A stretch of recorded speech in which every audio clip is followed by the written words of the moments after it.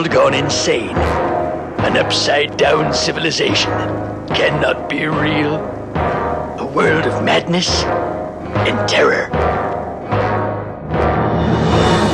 It's the Dana Gould Hour.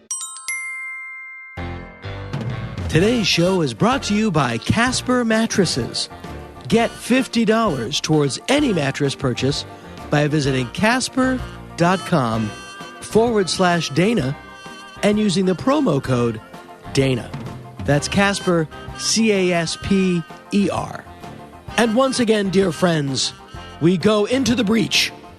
We are back with yet another multi-layered epic in our endless pursuit of providing you with the highest examples of the podcaster's art. One of the interviews from today came from a live show we did at San Francisco Sketchfest. That show features the great and hilarious Mike Lawrence. Follow him on the Twitter at the Mike Lawrence. He is hilarious. Kevin Macdonald from Kids in the Hall, one of those people that I can't believe I'm friends with, and our old favorite, friend of podcast, Arden Myrin.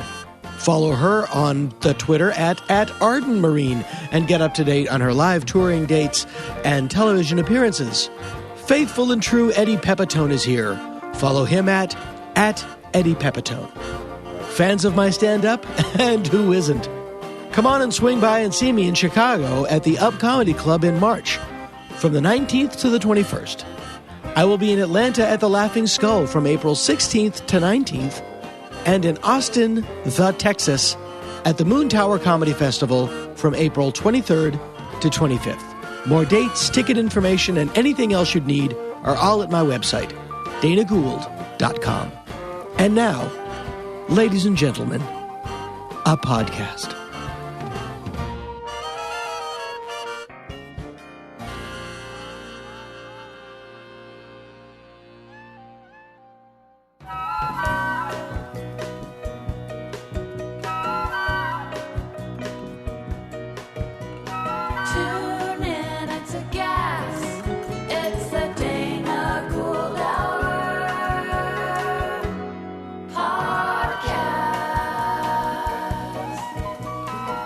The Dana Gould Hour. Free and worth it.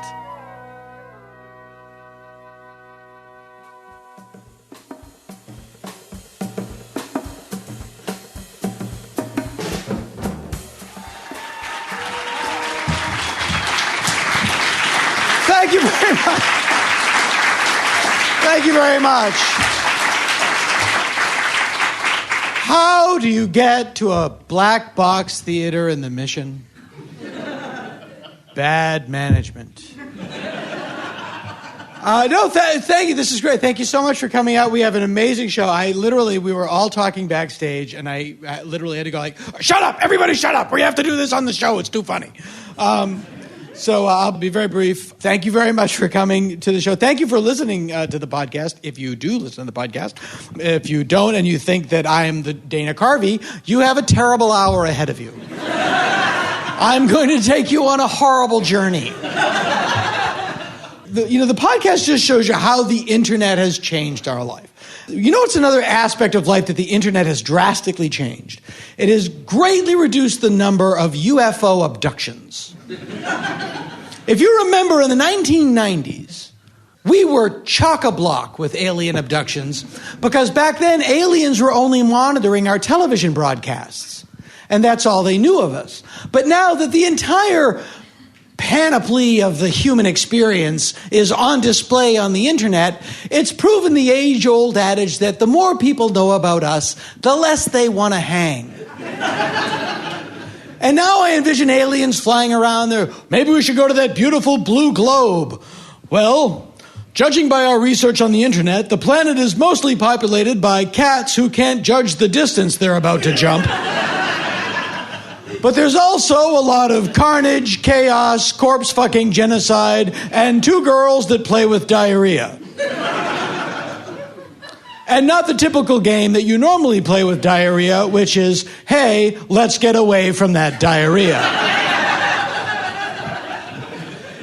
Because as amazing as human beings are, it's important to remember that we are always judged by the depths of our depravity. No matter what we accomplish, it's the lowest end that always is what gets your attention. It's as if you had a friend, handsome guy, 6'2", blonde hair, granite chin, just a big, handsome guy, and a great guy. Had a charity, couldn't pick up a check when he was in a restaurant. Super great guy. But he had one eye missing. And in the socket, instead of a glass eye, he just had the socket. And inside it, you could clearly see a baby owl building a nest from twigs and bits of string. That would be all you could think about when it came to that guy. It didn't matter that he was a great guy with a charity. Even if he had a charity, they wouldn't even let him advertise it. You're probably looking at the baby owl building a nest in my eye socket. But I'm here to talk to you about being a big brother.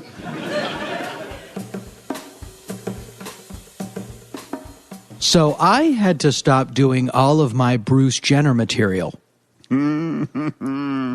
Because before he announced that he was transitioning, he was just a weirdo. When he was on the Kardashians, people were just like, what the hell is up with here's my Bruce Jenner joke. Thanks to plastic surgery, Bruce Jenner now looks exactly the way he used to look underwater. I love that joke. That is just so true. And people used to go like, what's going on with Bruce Jenner? Half the time he looks like a goddamn old lady. Actually, he's having surgery to turn into an old lady. Really? I greatly admire that. Now, everybody just about face. Yeah, well, God, the world seems to be spinning so much smoother now. Which is fine. I'm happy for him. That you are you? I am not happy for him. I'm happy for him. I don't admire him any less or more than I did before. I'll give him the ultimate statement of equality. I don't give a shit. Oh, thank you. I care as little about him as I do most people. Oh, by the way, that is a brilliant statement because we're done. Okay, so we're done. Well, essentially, because this is an example. All this celebrity gossip and the Kardashians, I think, are the poison tip on the dart of celebrity gossip. So of all the people to now have to give privacy and dignity to, the one person who made those two concepts obscene. Yes! It's like beautiful. I mean, that is so well put. Yeah.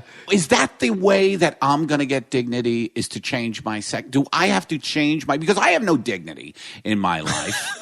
You know what I mean? I mean, kids are yelling at me when I power walk. Kids, no, I'm serious. When I power walk, and that's all I do, and I'm heavy set, kids yell at me, "Hey, fat man, you look awful." Like it's not even a witty thing. Yeah, they're not even clever about it. They're just basically describing a circumstance. What do you say to that? You know what my father would say?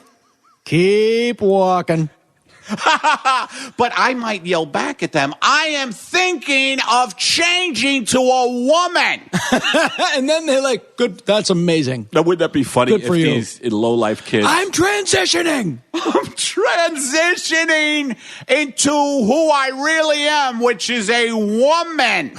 I think that's what living with the Kardashians does. At some point, you just look in the mirror and think, I got to be a different person. You tap out like a wrestler. I'm done. I gotta say, I have to pat myself on the back, or maybe not because I'm a comic and I should know more, but I turned the Kardashians off in my mind. Even when Kim Kardashian shows her ass on the internet, I will only see that through someone else. Like, I will not seek it out. These people are so inconsequential, and that's what I started to say. They are the tip of the poisonous dart. Boy, because it's so hard to see someone's ass on the internet.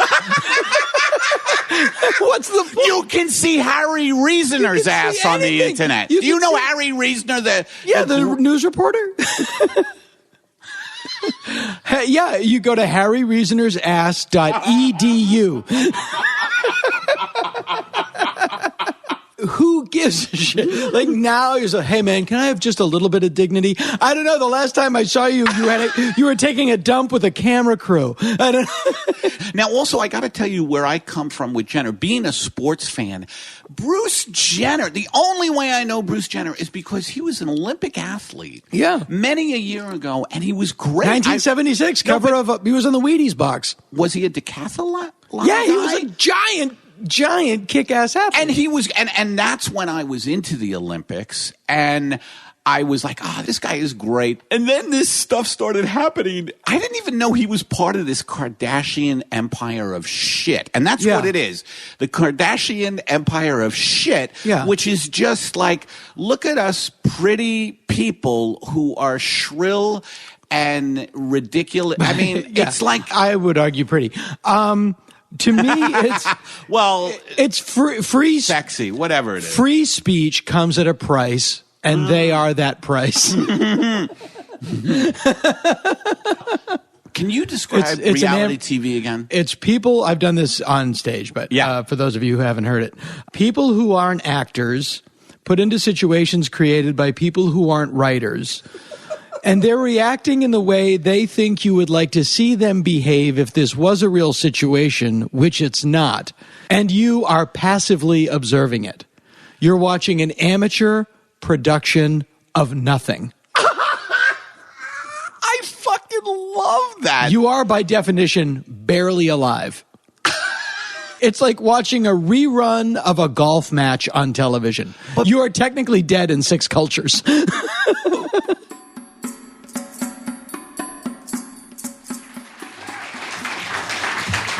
There's a new episode of the show. The one thing I get the most is, Dana, they come out too quickly. I've no sooner finished one than 6 weeks later there's another one. But let me bring out my guest. First guest is something I've never had before, a comedy partner. We originally worked together in the late 1990s on a show on NBC called Working with Fred Savage that wasn't and was canceled. But we have stayed great friends, and I was, in fact, I'm proud to say, a maid of honor at her wedding. Please welcome Arden Myrin.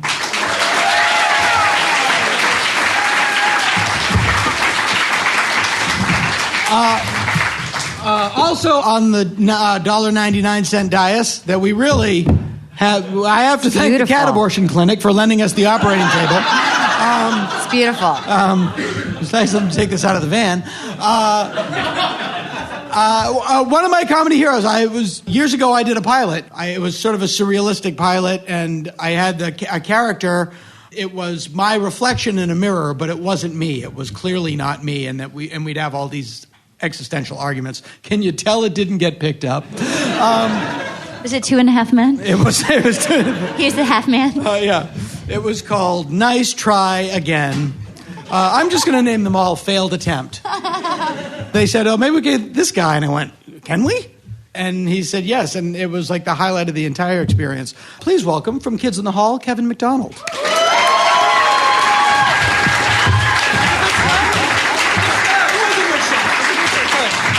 It was a good show. It was a good show. Can I? Good show. I can get you a 3/4 inch VHS.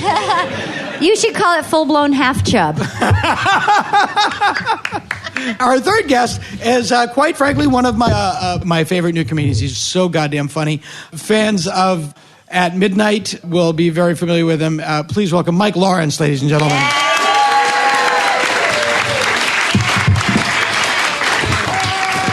It was great hearing one of my favorite comedians and one of my heroes and going, oh, well, that's not me. I guess I'm waiting another minute. That was awesome. What a really dear friend, and also Mike Lawrence is on the show. Now, your T-shirt makes me think of something I was realizing. Do you think Bill Cosby is angry that the guy from 50 Shades of Grey is treated Wait. You realize hero? He's going to have killed himself by the time this airs. That could be. What a great suicide note. I've decided to end the frizzle and the frazzle and the...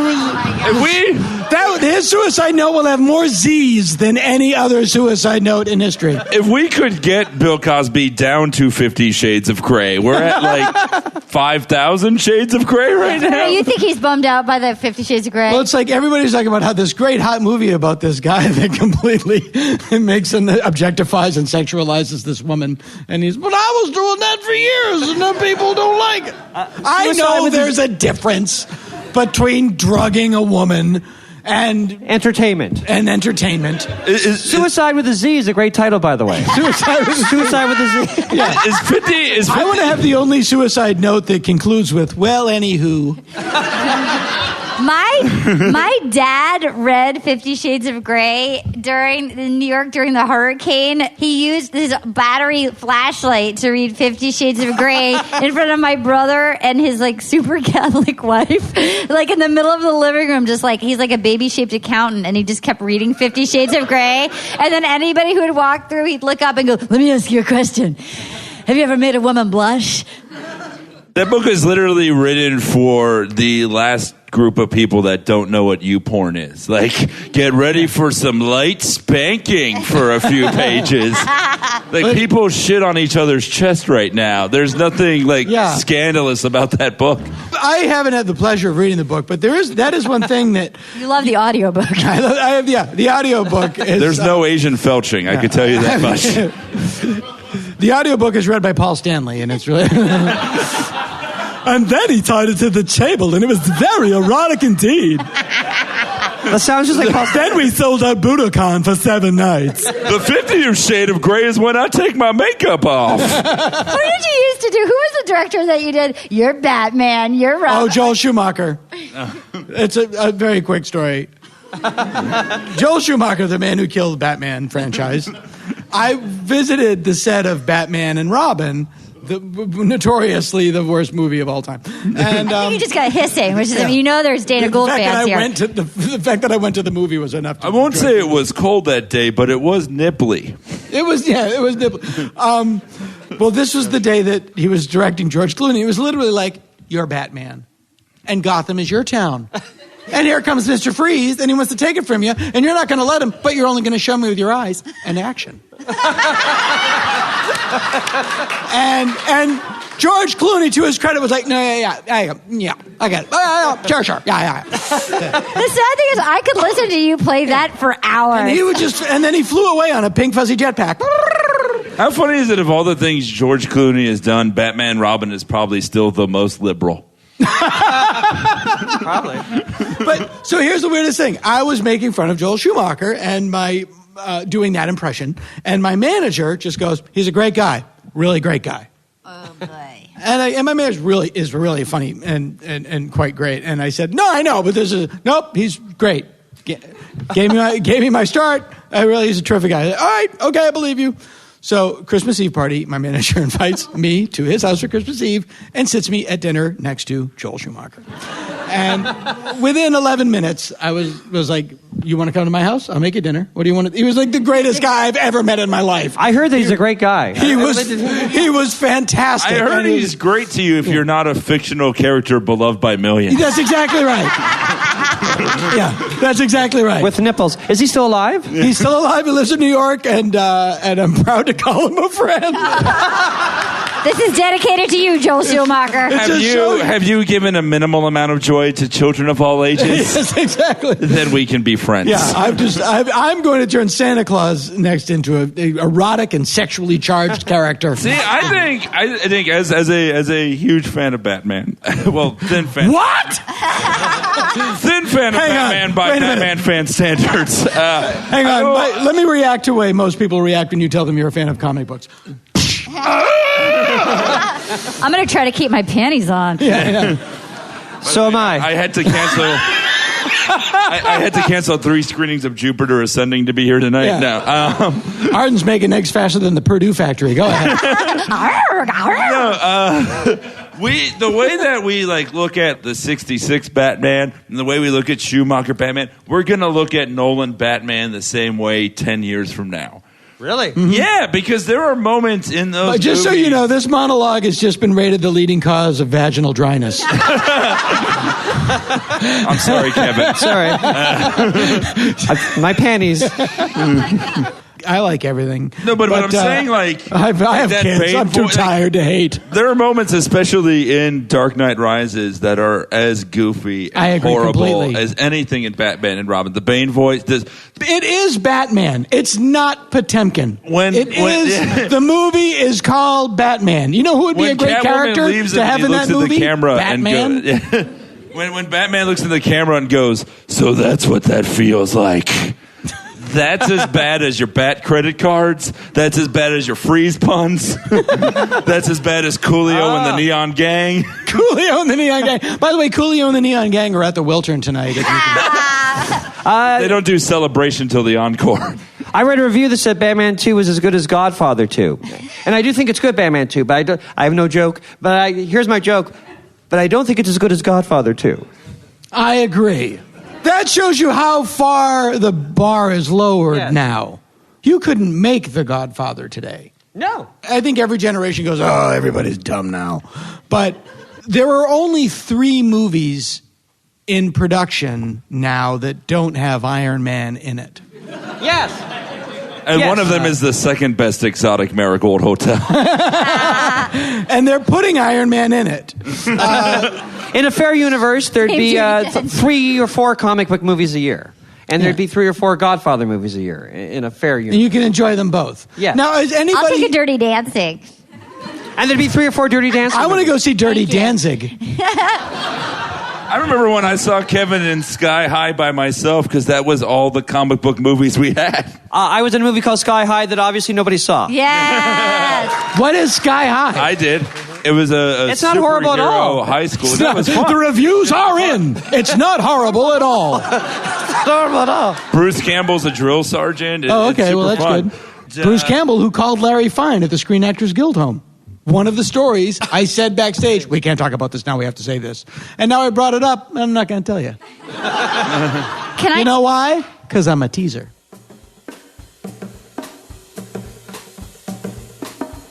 A lot of people, when they are on their deathbed now, instead of going to the light and a Buddhist like death, like, going to the great beyond, they are going to things like Kanye West at the Grammys. No one has any connection to no reality. one has any connection to a reality. They die and their TiVo backlog flashes before their eyes. Hey. They just binge watch in that final moment. I'm dying. I just watched all of Fargo again. But isn't this a result of the media? You said free speech. To me, it's like the explosion of reality TV coincided with our invasion of Iraq. Like in other words, as real reality gets bizarrely violent, untenable, and untenable, we get fed this just absolute shit. And it's also this Mark Burnett scumbag who started, was it Survivor? Yeah. There's another whole thing about reality TV. They don't pay anybody anything. They're non-unionized, and it competes with sitcoms. But he's all very that stuff. he's Christian, and they get paid in goodwill, and that's actually better. But you know what they I don't mean? take it at Trader Joe's. You can't trade that at Trader Joe's. The only thing Trader Joe's will trade you is money for food. I found that. That's right. Trader Joe's is hard ass about that. I came in there with a whole bag of pelts. They wanted nothing to do with me. Do you want to parlay? No, just pay and leave. I don't understand it. My kids watch this Dance Moms show, and it's literally just like the dregs of humanity. Be careful, because your kids, because you get hooked on the reality. The reality stuff is addictive the way a lot of shit is addictive. I literally make them turn it off because I can't hear it. It's just like they have a horrible teacher that yells at kids, and then the moms yell at the teacher, and everything is the same. But it's all fake. They're having breakfast. Like, okay, today, Janet, you're gonna yell at Tracy, and Tracy's mom, Jean, you're gonna yell at Janet, and then it's like it's all fake. If you're gonna watch a fake show, watch a good fake show. Watch Downton Abbey. That's a good fake show. Oh, that's a good fake show. Yeah. I don't know if this is a spoiler alert for anybody who's watching it, but ISIS Lord Grantham's dog is not feeling well. And I'm like, why are they doing this to Isis? Because I'm a big dog lover. I'm a big animal lover. Terrible name for a dog now. And me and my wife... Hey, where's Prometheus? Like, he just goes through this whole Greek tragedy. Where the hell is Hades? The dog's name is ISIS? Oh, you don't watch Downton Abbey. It was Al-Qaeda. and then it was named Al-Qaeda in Iraq. And then they changed its name to ISIS. Well, ISIS is a Greek god as well. Yeah. It's a woman. It's a woman, yeah. I know that from the Shazam ISIS Power Hour. Is that true? Yeah. But getting back to this reality shit, it's like we are just fed this just unbelievable. It's like diversion. It's a retreat into fantasy as the world becomes this shithole of violence and unemployment and all this stuff. I don't know if it is worse now than it has ever been, or if we are just at that age where we think it is, because I'm sure, imagine how people must have felt in 1968. What happened? We thought we were going to win Vietnam, and then the Tet Offensive completely says, no, you don't have any idea what's going on over here. Civil rights is at a fever pitch. Martin Luther King is assassinated. 2 months later, Robert Kennedy is assassinated. Richard Nixon, who was a joke 2 years before, becomes elected president. Prague Spring. If the world didn't end in 1968, I don't know if it's ever going to end by the hand of man. Do people think, is it worse now than it is then, or is it all relative? Is it just, are we at the age now where we notice it? I do find that there are things that have the polarization of our politics that has made everything impossible to do. If the White House caught on fire and Obama wanted a fire truck, they would go like, see, he can't lead. You know?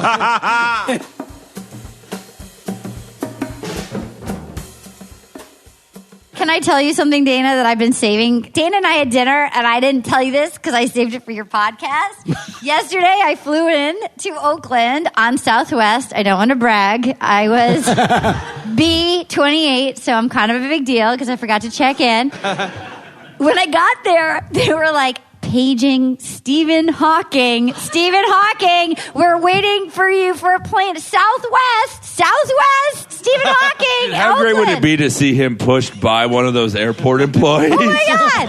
I thought you would enjoy that. Was he really on the plane? It wasn't it was like the plane that was boarding when I landed, but I became obsessed with it, like kind of like trying to hang out by like the Sunglass Hut and see if he was around. Who would have guessed he flew Southwest? I almost felt like the Oakland airport was fucking with me. It was like one of those Southwest, like the stewardesses that like to be crazy and tell jokes. Yeah. They just go to like, they page Stephen Hawking. I sat today on my plane, I sat behind Micky Dolenz, Monkey's drummer, and I thought... He's a monkey. Yes. To be somebody who is told on a regular basis by people that you're my favorite monkey, I just find strange. What about mandrills? Nope. You. And didn't he almost get the part of Fonzie? Oh. Did he really almost get the part It was between him and Henry Winkler. I didn't know that. True boring story. I know that. Do you know who almost won the part of Mike Brady? Lost it to Robert Reed? Who? Gene Hackman.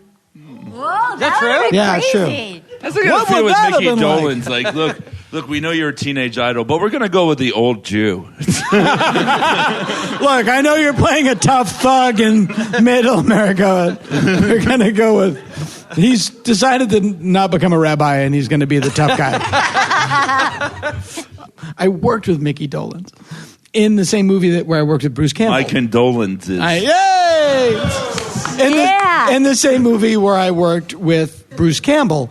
And the movie it was called The Love Bug. It was a TV movie remake of Herbie the Love Bug with Bruce Campbell. Was that with Lindsay Lohan? No, it was one before that. Oh. It was before that. Was that the one would have been the oddest combo of the one with cast Birdman and Lindsay Lohan. And then there was the one with Bruce Campbell and Micky Dolenz and me. And in that order on the poster. In that order on the poster. But I still movie? think that movie is probably more erotic than 50 Shades of Grey. What did you play? I played an evil henchman, and I beat up Herbie with a baseball bat. Boom! Oh, yeah. You're a thug like Henry Winkler. I drove Horace the Hate Bug.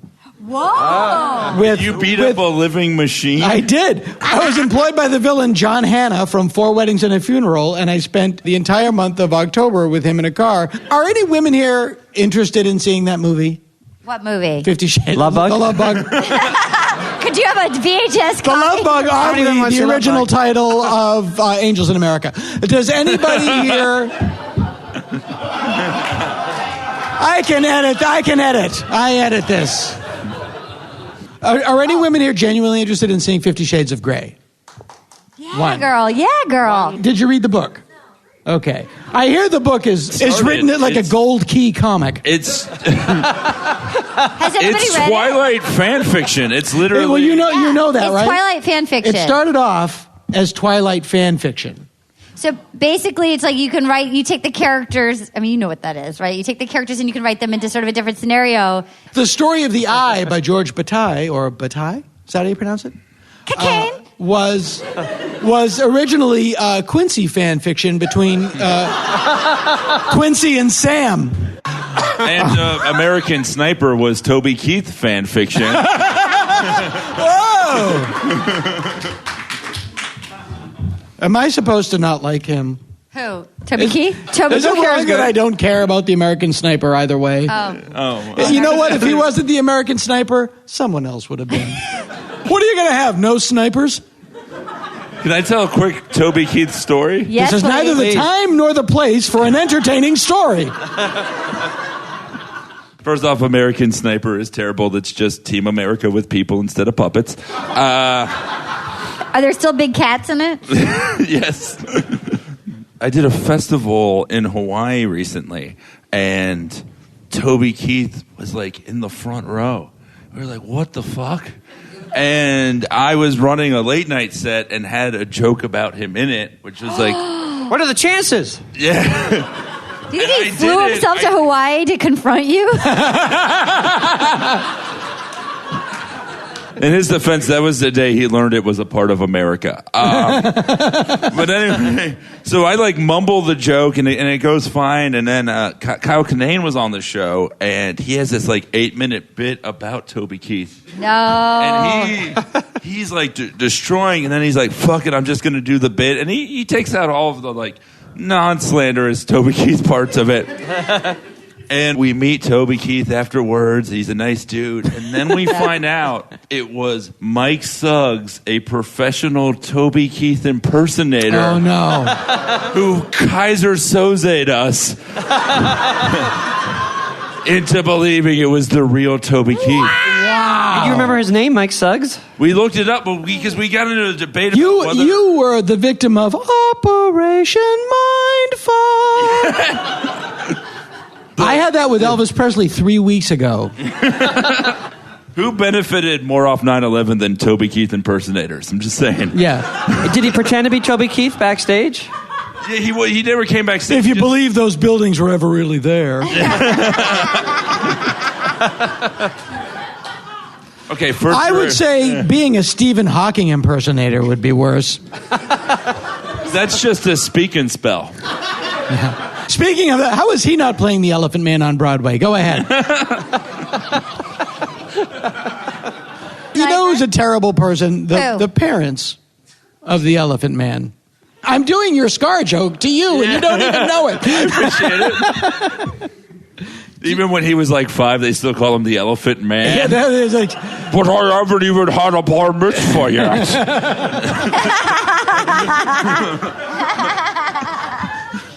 But yeah, he totally mind-fucked us. Well, we started to wonder, and then we had to ask the festival. It was just because it was because we found the story of how he came to the show, which was that he was at the Ramada Inn that we were all staying at. That should have been a tip-off that it wasn't the real Toby Keith. Yeah. Hey, Toby Keith is a regular dude. That was the time behind the donut store on Gower. I was blowing Cher by the dumpster, and I thought, this isn't really Cher.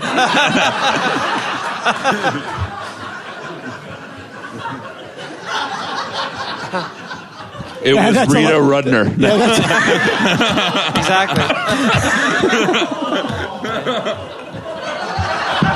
Wait. Wait, can we just point out that more people groaned at Rita Rudner than they did the 9/11 joke a minute ago? Wow. Rita Rudner, never forget. What if an entire row of Rita Rudner impersonators just stormed out of here? Is he a Toby Keith cover band?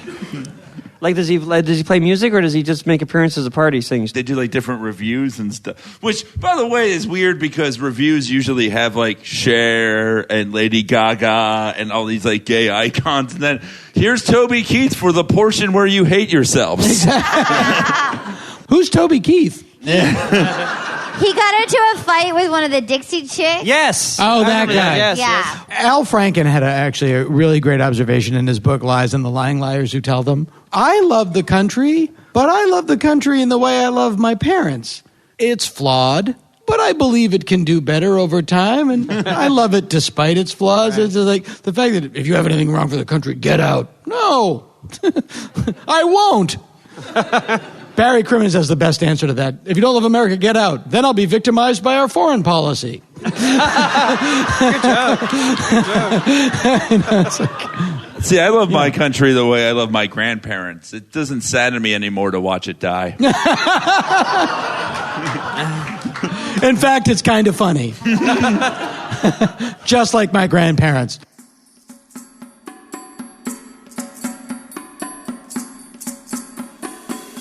I think it's gotten worse because as we've progressed with the internet and soundbite, it's really, really a soundbite culture, which is why these right-wing douchebags or the polarization happens, because none of them have to back up their lies. They just go, they just say a statement and they say it forcefully, whatever Obama is doing, and people are like, yeah, that sounds good. You know why? Because he said it forcefully. I mean, you ever watch a State of the Union?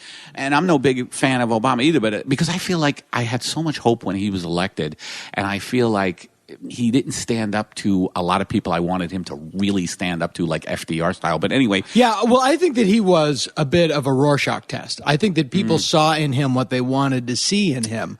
And actually, I saw the change I wanted to be. Right. Well, well, here's a weird. I was excited when he got elected because we were coming off the most evil man on the planet, George W. Jr. A truly inept president. And into an elegant black man. A very elegant black man. But I think it was the Adlai Stevenson presidency we didn't get in the 1950s. Yeah. I think he's a very moderate. I mean, in a way, he's a lot like JFK, and the fact that he's very inspirational and in who he is.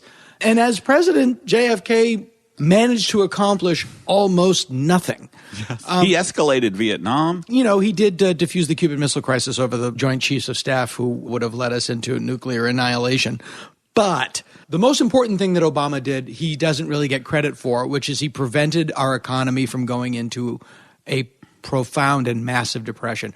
People don't realize how close to the edge of the cliff we were really on the brink of disaster. And the fact that you and I aren't hovering over a trash can fire right now selling apples is a testament to what he did. God, this is funny. No, it doesn't have to be funny all the time. Yes, it does. I'm cutting all of this. I was told as a stand-up, look, you don't have to be funny all the time, but you do have to be interesting. I was told the same thing, but you do have to try doing that. And you have to be sexy, was what I was told. Is that true? Yeah, no, Bob, there's a great comedian named Bob Nickman. I know that name. Yeah, Bob Nickman said to me, I might not be the funniest guy. No, let me rephrase that because I don't want to make Bob sound like a dick.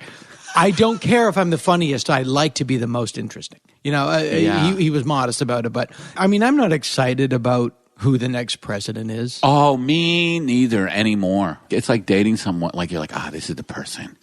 This is finally the person. Because it is like a date when you get a new president. It's like, okay, where are we going tonight? Ooh, State of the Union? That's nice. Obama's like you meet the sexiest girl and you finally get her in bed, and it's just starfish. That should be his Secret Service code name. Should be Starfish. Starfish is moving. I wonder if the Secret Service, if they're in charge of the code names, and if they're dicks, if they can fuck with you. Mr. President, you're a hobo penis. What? Mr. President, please. It's for your own safety. You are hobo penis. Hobo penis. And Mrs. Obama is skunk vomit. Now, sir, this is for your own safety. Hobo penis and skunk vomit are going to the theater.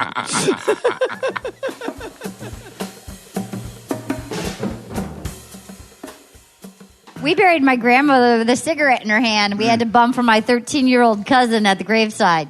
So that's what she wanted. Oh, my grandmother, the open casket, she started bleeding. What? She started bleeding, and I was 6, and it freaked me out. Yeah. And apparently, here's my punchline for this story, it's normal.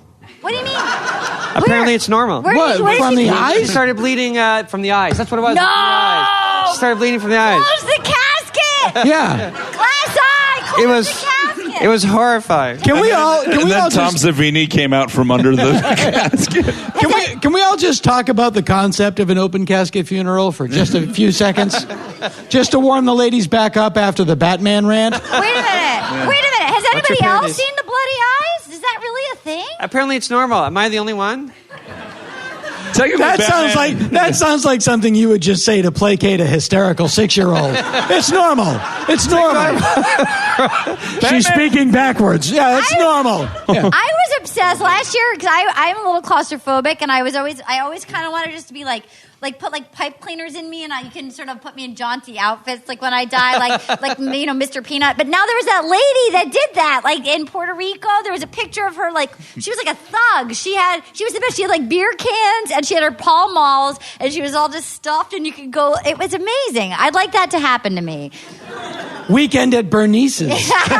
Just do like the Dirty Dancing movie. You could just like have me held up, like and just say somebody put baby in the corner, and it was Jesus. Here's the thing with Weekend at Bernie's. How come no one ever noticed the smell? What? Good point. Yes. Finally. I realized Besides that, it's a good movie. Finally, somebody found a hole in that movie. It was just truthful. Yeah. You can't look at any movie too closely. Where's by the way, Jaws, where's the Coast Guard? Yeah.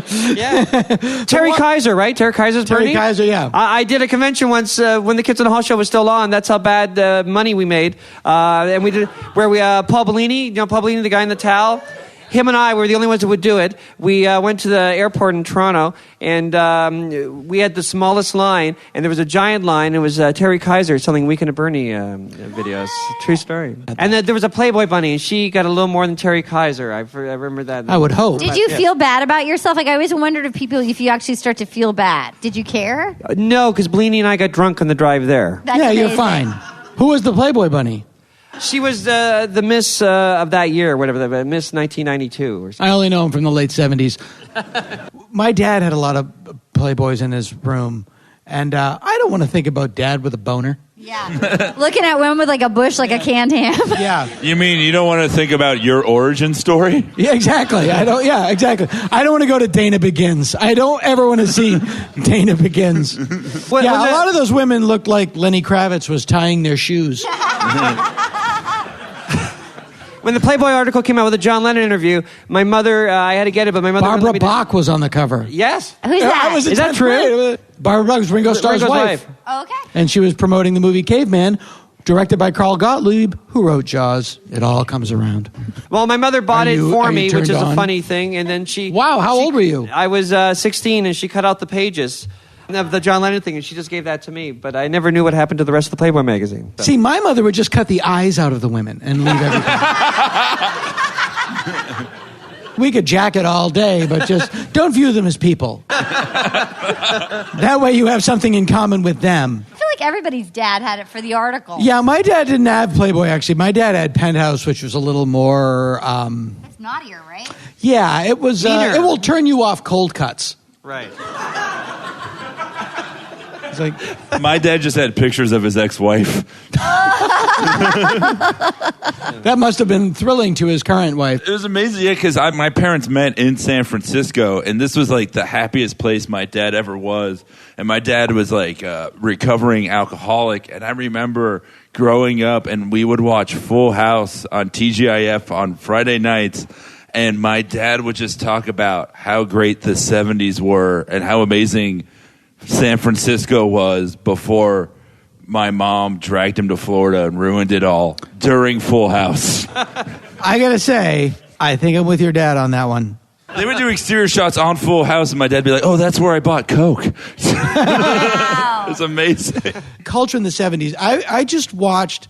It's amazing. It was incredibly liberal, but in other ways, it was so far behind us. And there were things that you couldn't do today, and it was only 40 years ago. For example, like I was just watching this documentary on Richard Pryor, and they talk about like he had this variety show in the late 70s. And it was heavily censored by NBC. And the premise of this show was like, here's this genius, and they didn't let him do what he wanted to do, and wasn't it a terribly repressed time? And then they interview him, and he's like, yeah, man, I want to do a sketch about faggots. We couldn't do a sketch about faggots. But he was just saying that like he was saying people from Borneo, who I wanted to talk about. Like, he made a movie called The Toy in 1983, where Jackie Gleason's son is given Richard Pryor as a present. You know, the 80s, I think the Emancipation Proclamation was known then, right? I just rewatched Blazing Saddles, and you definitely could never make that. You can't. It's amazing how much has changed in such a telescoped period of time. You couldn't do All in the Family. You couldn't do All in the Family now. Yeah. Yeah, the civil rights movement, which was so incredibly forward-thinking, but they were incredibly homophobic. Things move along at a different rate. I'm fascinated by how everybody thought Bruce Jenner was a fucking lunatic until he decided that he was transitioning, and then everybody shut the fuck up real goddamn quick. Isn't Kanye worried about losing a second mom to surgery? I think. Oh my God. Oh my God. Look what he had to do to get his dignity back after being in the Kardashian family. He had to literally just become someone else. It was like a new dealer at blackjack. He just looked at the mirror after the divorce and went just like, I'm out. I have to become someone else.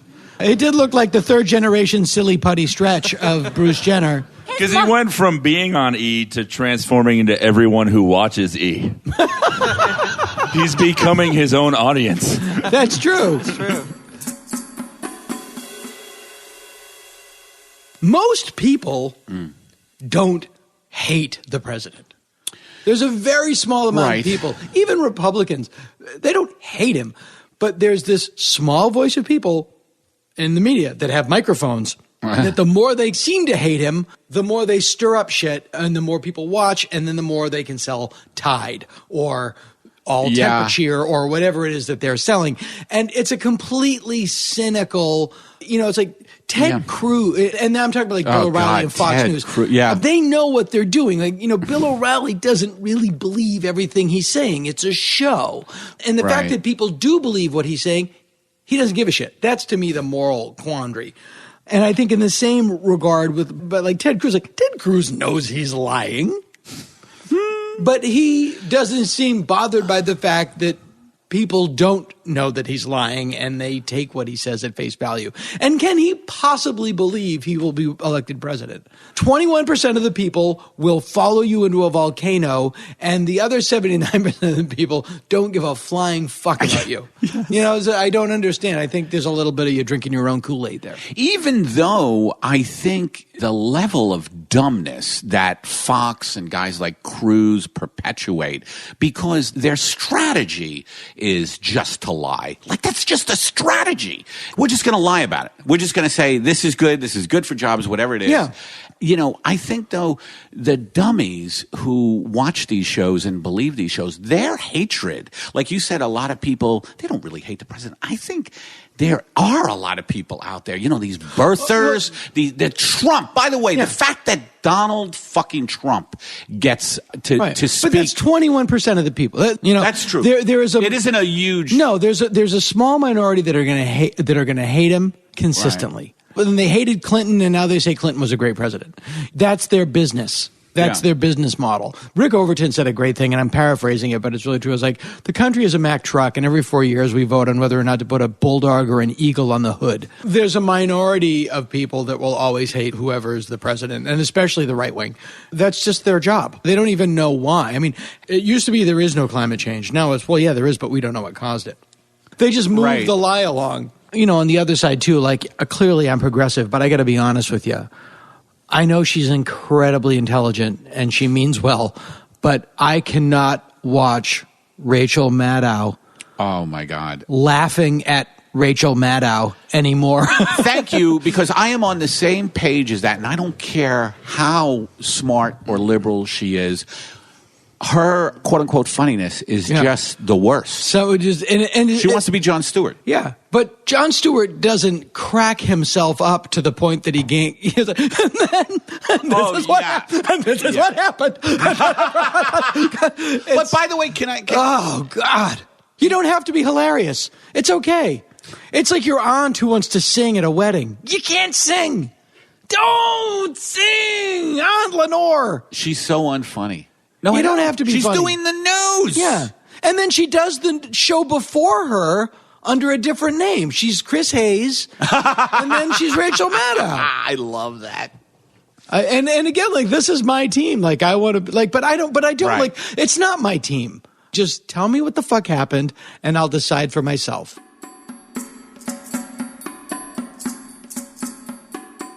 Blazing Saddles, like, you could not make Blazing Saddles today. No. It's so fascinating. Kevin and I were both movie ushers. True story. I ushered the toy, actually. For the toy, yeah. I ushered the toy. And all of those movies that, like, nowadays just, and then you watch them and you're like, Jesus Christ. Shut this off. Yeah. We both ushered Jaws 3D. We both ushered at Jaws. Jaws 3D. 3D. Different cities. With the Quaid that doesn't look like Santa Claus fucking Patti Smith. Oh, my God. Can we talk about that? No. Patti Smith. That was awful. Did you see that? It was awful. Yeah. That was as closest as I'll ever come to seeing an ISIS beheading video. Honestly. It's like something that cannot be unseen. I wish I didn't see that. I wish I could take back time. If I had a time machine, that is what I would use it for. To go back and not hit play on that. I didn't know what it was. It got emailed to me. I regret that more than I regret when Bobby Lee sent me 2 Girls, 1 Cup, and I didn't know what it was. Oh, did you watch it? I didn't know, and I watched it. I was like, oh. I think that the Quaid video was worse.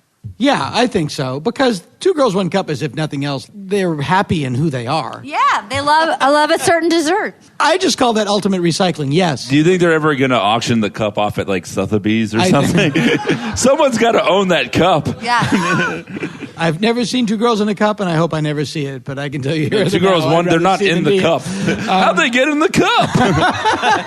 They're in the cup with the Fruit of the Looms. I just find it astounding at how far things have changed in such a short amount of time. And now, especially with trans culture, it's that it happens like because of media in a year. It's like gay marriage became in 2 years was like from this never to I was watching last night in the hotel. I was watching a Law and Order came on, and you could never say that 10-year-old repeat or whatever. They're like, well, he's retarded. What am I watching? I didn't quite realize that they were talking about you can't do that. There was a mentally challenged kid in my grandmother's neighborhood named Joseph, and they called him Jojo. Oh. And my grandmother calls mentally handicapped people Jojo boys.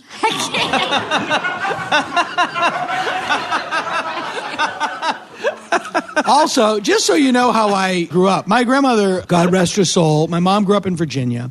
When we were kids, there were these candies in Massachusetts made by this company called Brock's. And they were little chocolate-covered coconut domes. Imagine that. Put that image in your mind. Sounds tasty. Yeah. Sounds good. I like and flavors. Because of my grandmother, my brothers and I would call them nigger tits. All right, I'm going to ask you a question. And then one You day... couldn't say that now on this podcast, by the way. This is 1972, 3. Yeah. And then one day, and this is why it's an awesome story, my mother decided that we probably shouldn't be speaking like that. And we were told to call them... No. Nigger toes. No. Oh, my God. You grew up in Massachusetts, and I grew up in... Yes, which is famous for being very open-minded and racially accepting. and I grew up next door in Rhode Island, but I went Biggest little state in the union. Biggest little state in the union, but I basically... everything happened in Massachusetts, and I went to school in Massachusetts, and we had a gym teacher that was a former Marine drill sergeant. He'd be like, all right, you little pussies, you get over here, And we played. Did you guys play? It was just a common... Like you play kickball, and then sometimes you go play softball, and like on fun Wednesdays, it was like, all right, everybody, hustle up. It's time for Smear the Queer. You would play, which is what they call dodgeball. It was Smear the Queer, and you were the queer. But it was QUI, queer. Yeah, you smear the queer. Get over here. Like, that was in the 80s. Did you play that? We did, and Boston was so full of hate. Being in Massachusetts, if you weren't a queer, you were a retard. Yeah. It's the only thing you could do. If you were a normal guy on a date, you would see that queer, he's retarded. How do you know? He's out with a girl. He's so fucking queer. He's queerly retarded if he's a queer with a girl.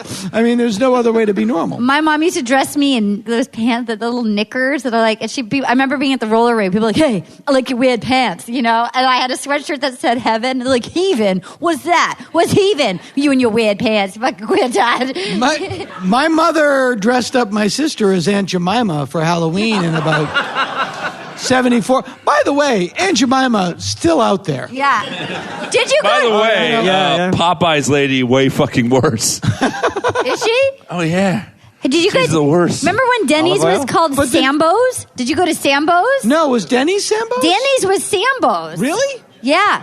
Yeah, and they had and then it was Sam's, and then they went, no, just, that's not helping. Yeah, I grew up in the early 90s when all the guilt was starting to surface, and it was weird because, like, you were trying to overcompensate and not know how. So, like, I remember learning about Black History Month and all of that, and I remember there was one time when I just learned about Rosa Parks, and this black girl comes onto the bus, and I was like, this seat is for you, man.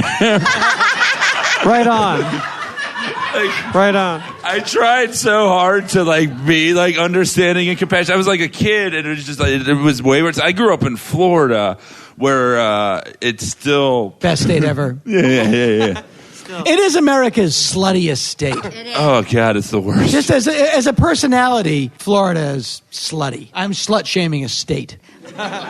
I did the improv in Tampa, or where is it? You don't have Fort to lie Lauderdale. to impress me. But I had a guy. It's the only time as a female comic on the road where a guy actually came up. He was head to toe Ed Hardy. He had flame jeans with bedazzled a dragon ring on. He goes, "Hey, I didn't want to listen to woman comedy, but I enjoyed looking at your ass for 45 minutes." And I'm like, well, why did you come to my show? Yeah. We've been married for 3.5 years. And that took place in the 20th century? That took place 2 years ago. 10 years ago, I worked at Macdonald's for way too long. So there was a time when I was in the drive-thru, and a woman wouldn't leave the drive-thru because we gave her a black Barbie doll in the Happy Meal. No. It's Saturday, 1 p.m., lunch rush. Because I was like, I'm not going to do it. She's taking this, and he's like, I'll do it. And then he got her the white one and gave it to her. Oh, my God. The customer's always white. But it was the fucking worst. The shitty part where it's when you watch adults being racist by themselves, there's a sadness, but when they're doing it and there's a kid, it's just I can't. I remember January 26, 1989. It was the first day the kids in the hall. We got a writer's office, and we were starting to write our show, and then Scott Thompson read an article. This is not a funny story again. Scott... That's a terrible name for your CD, by the way. Kim McDonald, this is not a funny story. And he read an article in the Toronto Star, and it was about a new thing, and they just thought of a name of it. It was called political correctness. Oh, and I remember Scott being very happy, and he said, we're going to be controversial now. There's this thing called political correctness. We'll shove it up their asses. But nobody watched our show, so it didn't matter. Everybody watched your show, and people were led to buy Shadowy Men from a Shadowy Planet CDs because of your show. Yes, they good still band. have them.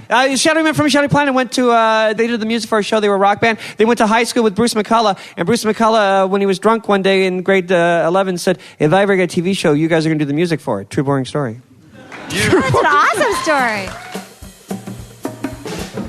I also can't take Chris Matthews. You do a good Chris Matthews. Yeah, I love Chris Matthews because he's clearly insane. He's insane. Yeah. Yeah. I saw him on Nantucket once. I was hanging out. Oh, did you? Yeah, and this isn't to brag, and I want people to know out there I'm not dropping this, but I did The Odd Couple for a summer there. And you played both Pigeon Sisters. They combined both Pigeon Sisters and just made me into a pig. You You were at what theater? What little theater? It was in a church basement. Of course it was. That's fantastic. It was amazing because I had never, suffice it to say, my background, my Staten Island background, Nantucket to us was just, Mars. It was, Martha's Vineyard was a little more attainable, but Nantucket that's where those people go. My dad would say. Yeah. Eddie, we can't go there. But it was amazing. I swam the whole summer.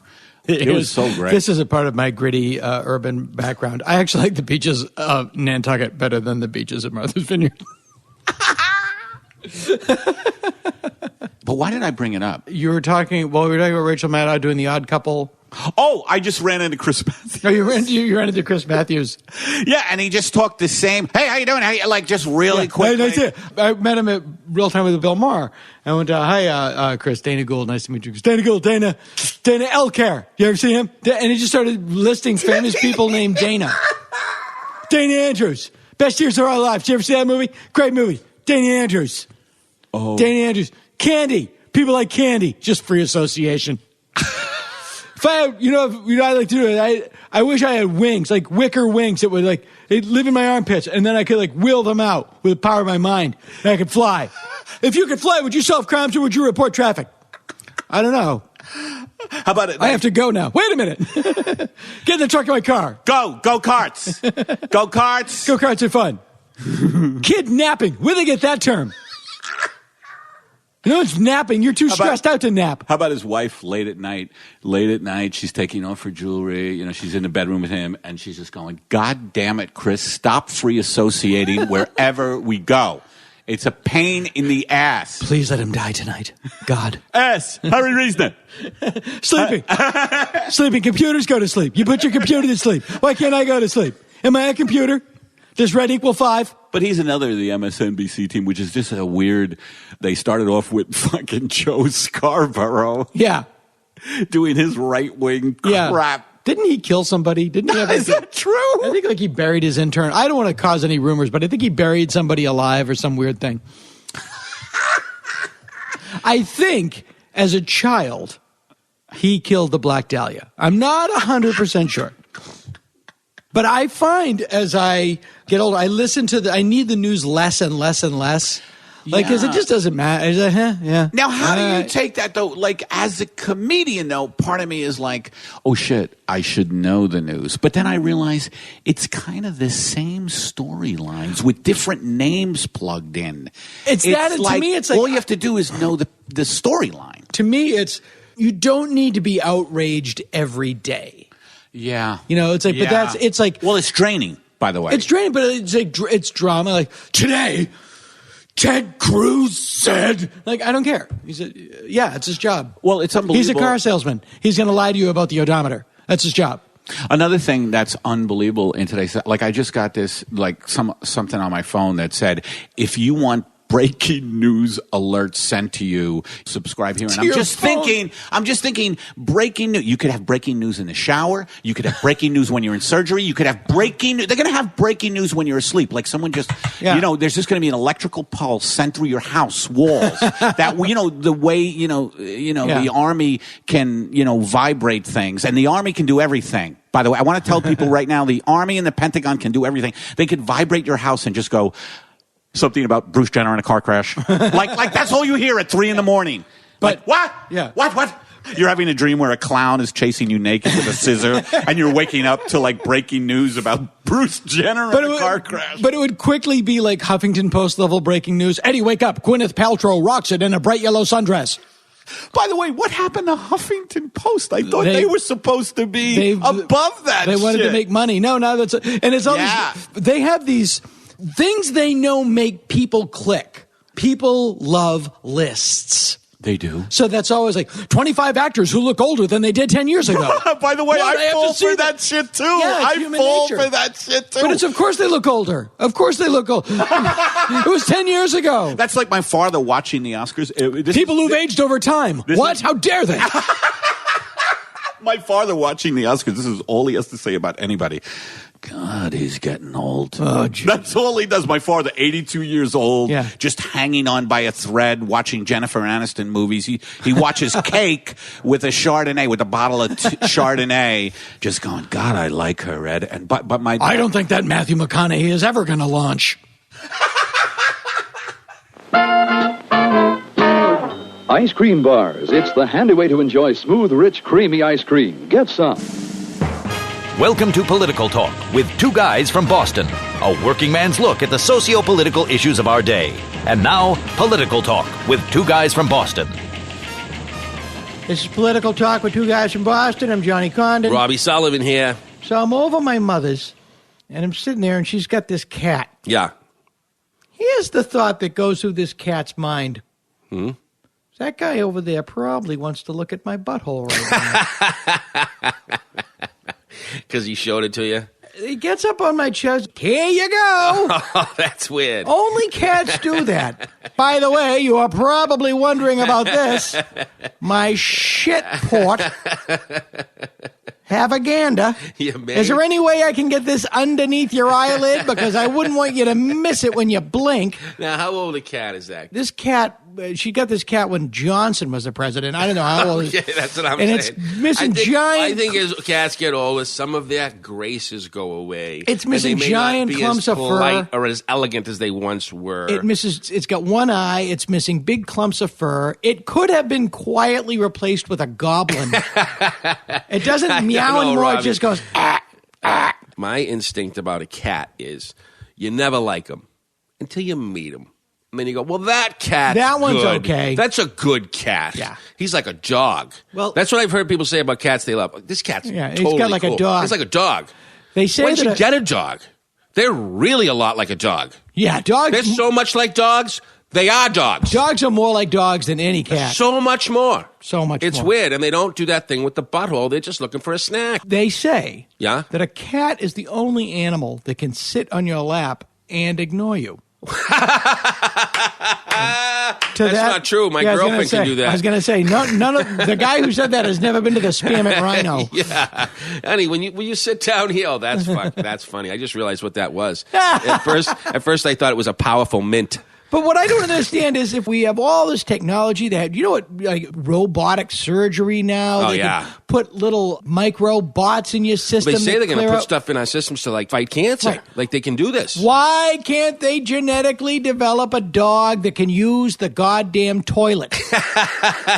It does not seem to me I to think be that's that not- difficult a challenge. How many homes do we go into to change the heating or work on the air conditioning? And there's a big pile right in the house. You will go into the most beautiful house Yeah. in the world, and in the middle of it, there's just, in a bathroom or someplace, a big cardboard box with some sand and some shit in it. And it's got that high ammonia smell. Oh, God. That ruins a home. Oh, nothing is more, World War II would have ended so quickly if we just rained down on Germany and Japan water balloons full of cat pee. They would have, that's enough. And I've had enough. That's enough. Oh, nothing. More. Cat piss is. I actually am skunk. picturing right now Hitler getting a cat balloon full of piss God. on his head and then saying to everyone around the world, all right, it's over. Yeah, super soaker full of cat pee. No You more. can hold up any bit. You can hold I up was any wrong. bag in the country. Super I soaker was full of wrong cat what pee. I did. I see it now from the actions that have been taken against me. Nothing smells more. Oh, there's something really weird. Oh, it's like I don't know a what it is. 60-year-old hobo who drank coffee all day, had a fifth of gin, Yeah. and now he's peeing on your head. Yeah, and then he had just a dash of Clorox. Yeah, that's right, because it's got that high ammonia smell. It smells like Tilex. Well, you know what else is when it hits the gravel or whatever they put in that Sure. thing. It gets worse, not better. Now, at some point, they decided we have to train cats so that they go someplace. Let's do it in this box of dirt. Why in the house? Why not train them to use the toilet? Yeah. I mean, if you're starting from a dead stop, I go think right we'd to have the get toilet. I think we'd have to get a cat toilet because I'm picturing a lot Why of cats not have a falling cat in. toilet? Yeah. Well, okay. No, I think it works. Is that what's keeping it? You could teach a cat to flush. If they pushed the little flush button and a snack came out, oh, Christ, they do it all day. If you invented a cat toilet, Yeah. a small, low to the ground have to be cat small. toilet, Yes. hooked up to plumbing, Yes. Everything done. Yeah. And you hit the tag, and a mouse comes out. Oh. I'm not going to work tomorrow. No, but I We're think that's all also done. gonna change cats' diet. They're gonna want to go to the bathroom. Right, and here's where the smart money is. Yeah. people in mouse husbandry. Wait, what? Once these things go, Yeah? the real money is going to be, once you sell a toilet, you're done. Yeah. You only sell that once. Okay, Johnny, I lost you. Okay. But mice, you got to keep selling them. Oh, I see what you're saying. Right. The real money is in the mice. Right. Yes. So we need, you and I, create an addiction. Instead of putting all of our time and effort into the toilet, We'll which buy is mice. science and engineering We'll buy mice. and plumbing, you and I go straight to mouse husbandry. Oh, my gosh, I'm in. We get a couple of mice. We get a little place in Vermont, whatever kind of music Mike likes. Why not just get a house in Vermont and let it get overrun? Yeah, and then you just tent it. Yeah. Turn it upside down, shake all the mice out. Yeah. And you're done. And you have someone go in and pick them up like eggs in the morning. But we have to keep track of the development of the cat toilet. All right. Otherwise, people come up, what's with the 10,000 mice? Well, they're for the cat toilets. Yeah, we never cat invented toilets? those. We've missed oh, that part. Shit. No, we were trying to get ahead of ourselves. Right, Okay, one point to make, though. I don't want that cat toilet in my toilet. You understand? No, it's next I don't to your want to toilet. go in the morning, pick up my paper, go to the restroom, be sitting there and look over and there's a cat reading the waiting paper, for the- too. No. You know what I mean? I want my own time in there, and I don't want him looking at me. Reading the cat news. Yeah, I don't want that. No cats hurt in explosion in Pakistan. Exactly. And the newspaper's supposed to be for that. Remember, they used to put down the newspaper for the cats. Right, now it's just a tiny toilet to the left of your toilet. Yeah. Cat goes, you go, everybody's happy. I think we should get a painting of it as like a speck and put it up here in our office at Bevilacqua. And when drawing. people come in, they might see it and go, I'll invest. What is that? Yeah. Oh, that's the cat toilet. I'm looking for investments. We should go, you and I, we should get Bevilacqua with us. The three of us And go go to on Shark Tank go on Shark and pitch Tank? this. Are you kidding me? All right. I think it's a hit. I think we could probably buy 10,000 mice and start from there. Yeah. Get to 100,000 by next Wednesday. You can buy 10,000 mice. Yeah. Or buy a dozen horny male mice and a dozen female mice that don't have to be horny, but they're just tired of fighting. All right. My interest is now Explain, piqued in Johnny, the concept explain. of mouse husbandry. Yeah, I like this. All my dogs and cats are rescues. Oh, that's nice. You're helping. If pets were like the Stooges Okay. and your high-end breeding dogs and cats were curly, Okay. I am down there adopting the unloved Joe Doritas of the cat world. Not so hard. I am down there while your curlies and shemps are in your high-end puppy farms.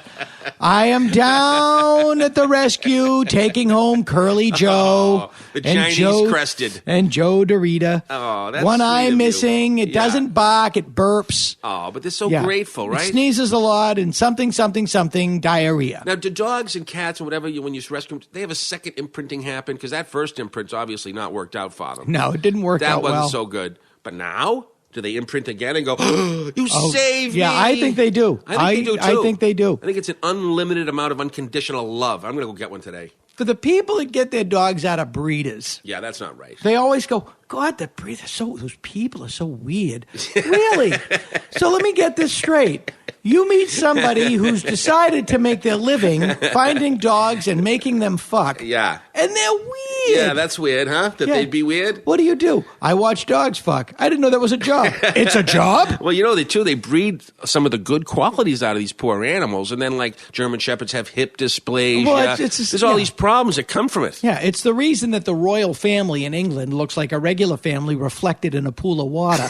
You cannot have a limited genetic pool. Did you see Tutankhamun, that guy? What's his name? I don't know who you're talking King about. Tut. So they have pictures of Oh, King Tut. you said Tutankhamun. Yeah, I thought you said messed that up. I thought you said Tutankhamun. Oh. Like it was a mafia It's a guy. big or a heavy-set woman. It's the first Tutankhamun. sumo wrestling mafia hitman. He Yeah. just sits on No, you. I'm talking about they found now the... Tutankhamun and Yeah. Tutankhamun is Yeah. like therapist and the rapist. Yes, exactly. I'm Be not good careful with where words. be careful where you put your spaces in your texting. Johnny's talking about, I had a text that said, don't forget to visit the rapist, but it was actually about going to see a therapist. Anyway, so what I wanted to talk about, though, what was I just saying? I don't know. Shoot. Oh, Tutankhamun. Right. This dude, his mother and his father were brother and sister. They just found this did not out. know that. So they show, and the guy's got female hips and buck teeth. They found what do you call that Really? thing in the ground? Like it's already, the guy's dead. The pyramid? The sarcophagus. What is it called? Sarcophagus. That's it. They found that.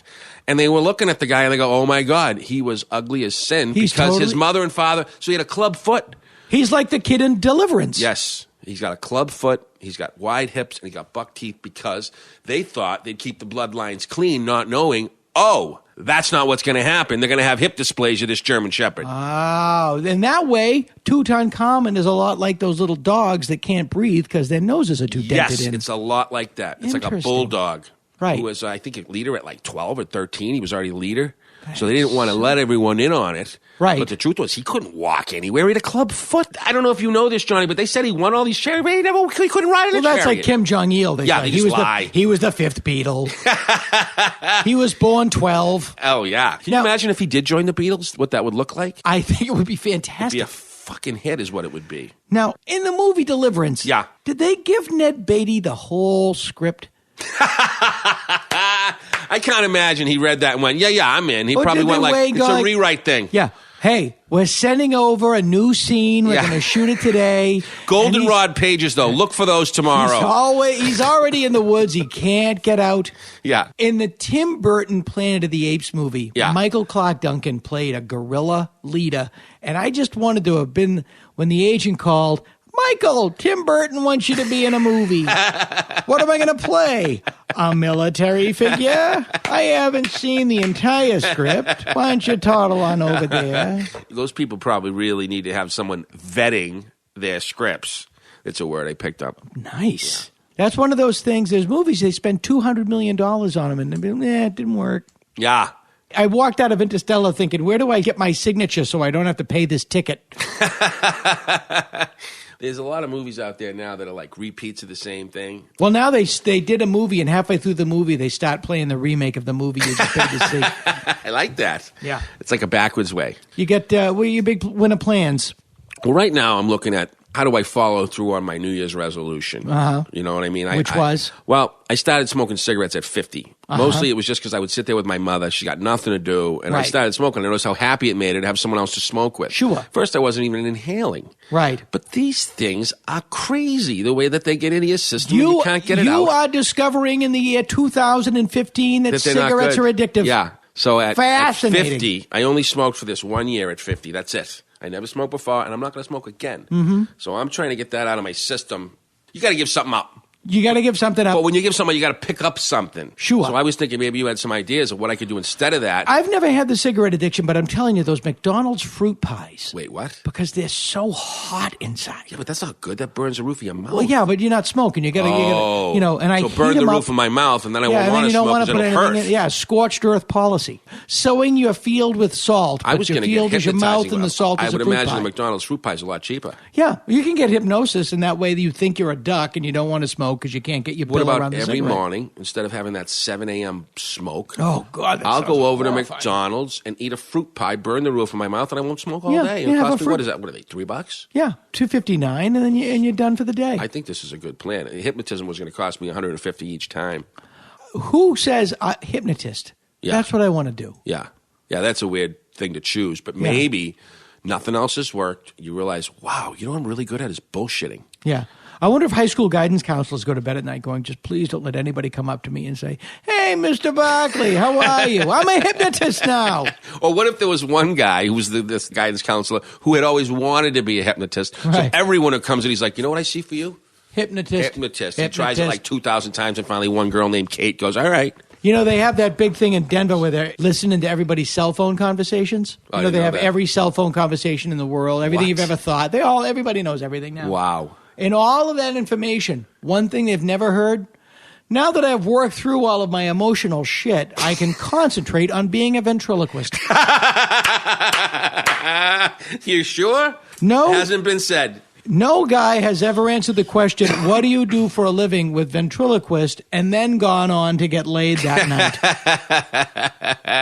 I wonder how many ventriloquists get asked, what do you do? What do you do? I'm a ventriloquist. Yeah, but what do you do, and though? the follow-up question, here's what comes. What do you do? I'm a ventriloquist. 3, 2, 1. Where are you going? Johnny, that's exactly it. Yeah. That's exactly it. That sums up my whole life right now. If you are a ventriloquist, this is what I suggest you do. Yeah. You say that you are a doctor. Yeah. With Close. a ventriloquist dummy. This is my patient. Yeah. What you do is, I'm a doctor. This is a CPR dummy. I was just teaching a class. I do it because I feel like I should give back to the community. Oh, my God. They'll be on your knob like it's Christmas candy. If they see your CPR dummy talking, you will not be having sex that evening. There is something about when somebody's trying to come Is through. Jeff Dunham married? No. We got to find that out. No, he couldn't be. If he is married, his wife is always thinking, is he with me or is he pretending I'm Peanut? Or worse, Walter. Holy smoke. People love he's puppets. A nice guy. I'm sure he's a lovely person. Because Rich Little did a great impression, but no joke.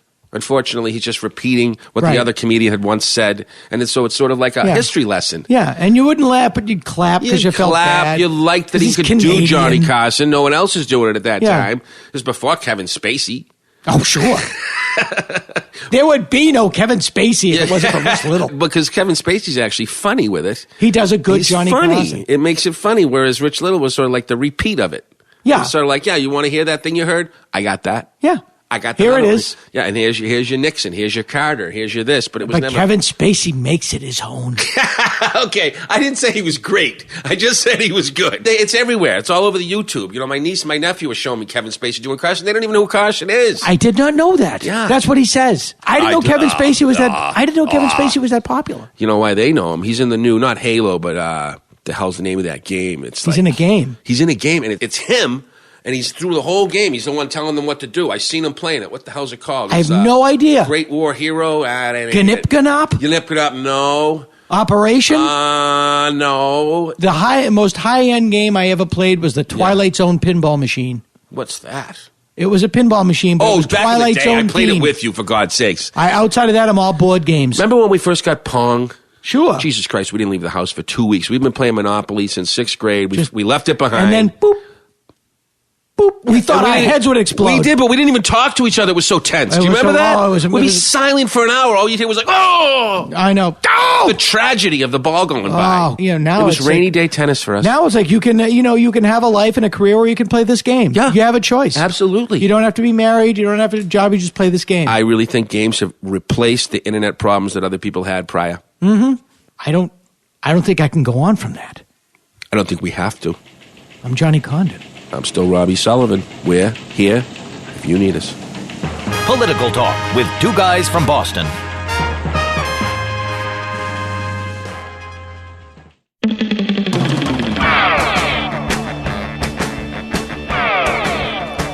Batman and Superman. A deeply traumatized orphan and a guy from outer space whose home planet blowed up real good.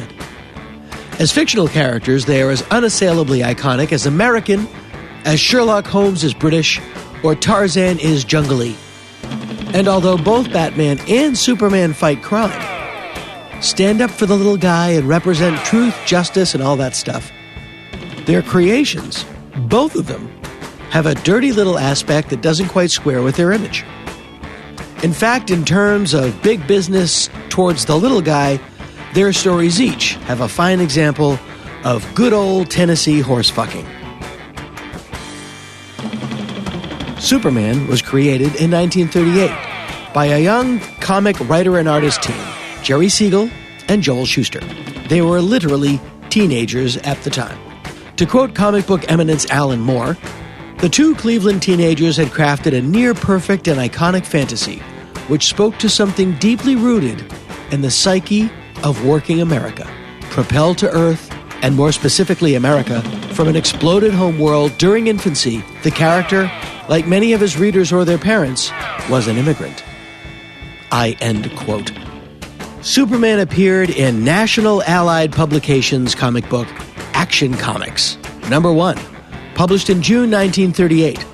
That company was owned by two gentlemen named Harry Donenfeld and Jack Leibowitz. Superman appeared in Action Comics #1, published in 1938 by Harry Donenfeld and Jack Leibowitz's company National Allied Publications, under the painfully ironic in retrospect title, Superman, Champion of the Oppressed. For the story, Donenfeld and Leibowitz paid Siegel and Shuster $130, along with a short and simple contract that the boys signed without even having a lawyer review it. And for that amount of money, $130. Split 2 ways. All the rights to Superman were sold. As Drew Friedman, a guest on this very podcast 2 episodes ago, wrote in his excellent book, Heroes of the Comics, Siegel and Schuster did oversee the Superman comics and newspaper strips for nearly a decade, and they were paid a decent salary for that. But Donenfeld and Leibowitz grew crazy rich. But let's be honest. We're talking about Superman, the champion of the oppressed. So it would stand to reason that Donenfeld and Leibowitz, who held the rights, would see that their contract was, at the very, very, very least, somewhat usurious, that it took advantage of 2 naive teenagers who did not even have or retain legal counsel. You would think that they would be open and understanding to the concept of Siegel and Schuster being entitled to even the smallest slice of the ownership pie. After all, they made the pie. And for that, they were told, "You get nothing! You lose! Good day, sir!" Okay then. So in 1946, they asked, politely, if they could be properly compensated for their efforts through a lawyer. And they were told, "You get nothing!" So they sued. And they were awarded a modest settlement, less than $100,000. And for that, they lost their byline and abdicated all of the written credit for their creation.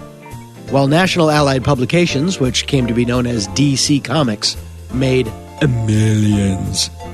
This led to a back-and-forth legal wrangle that went on for years as the two tried desperately to get Donenfeld and Leibowitz's company, the admittedly legal copyright owners of the champion of the oppressed, to provide even the slightest shadow of their fair share. "You get nothing!"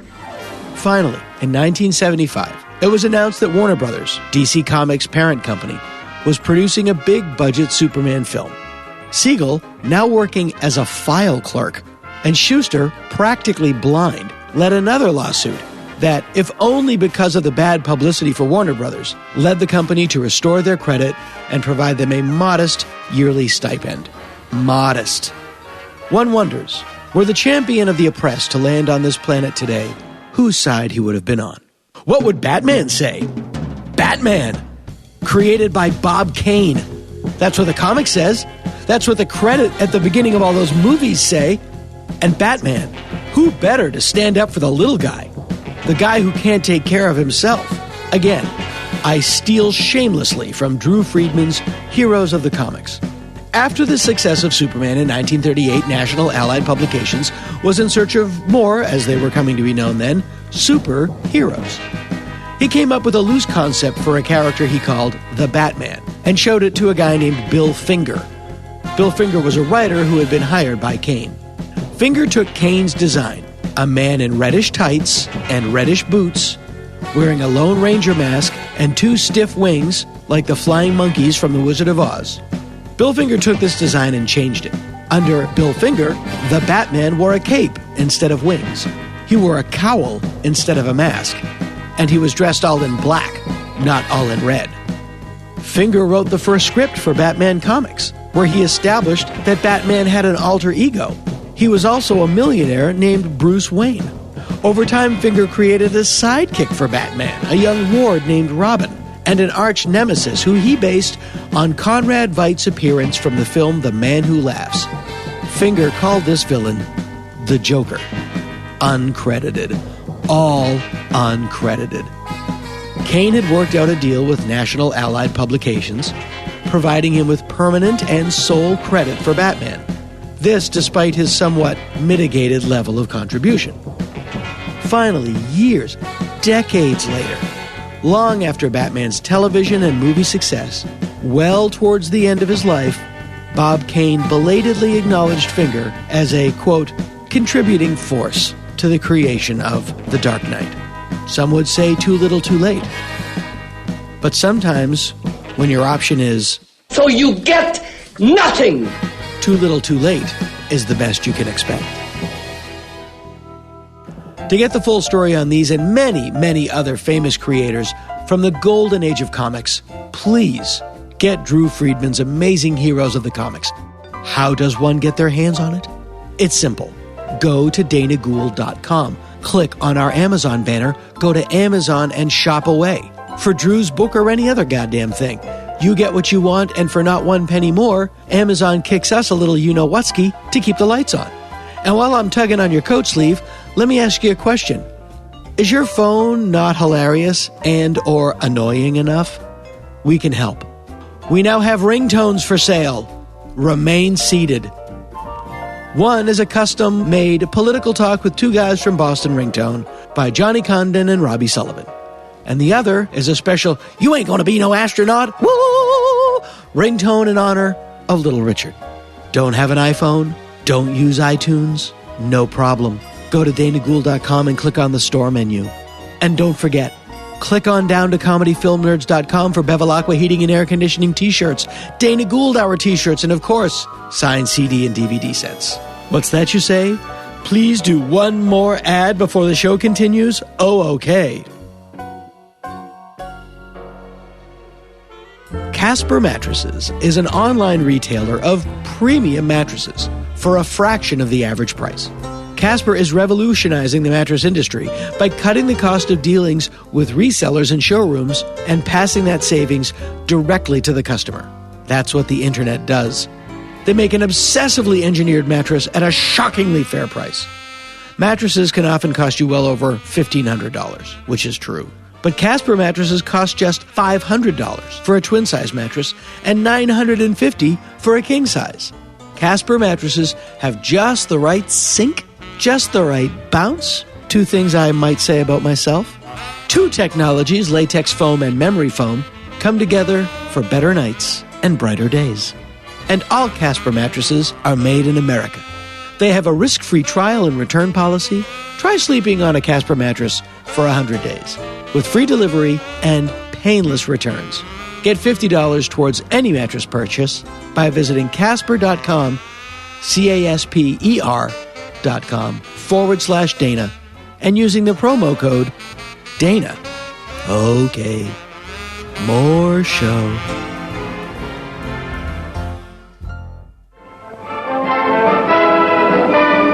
Make sure you get yours and enjoy it now.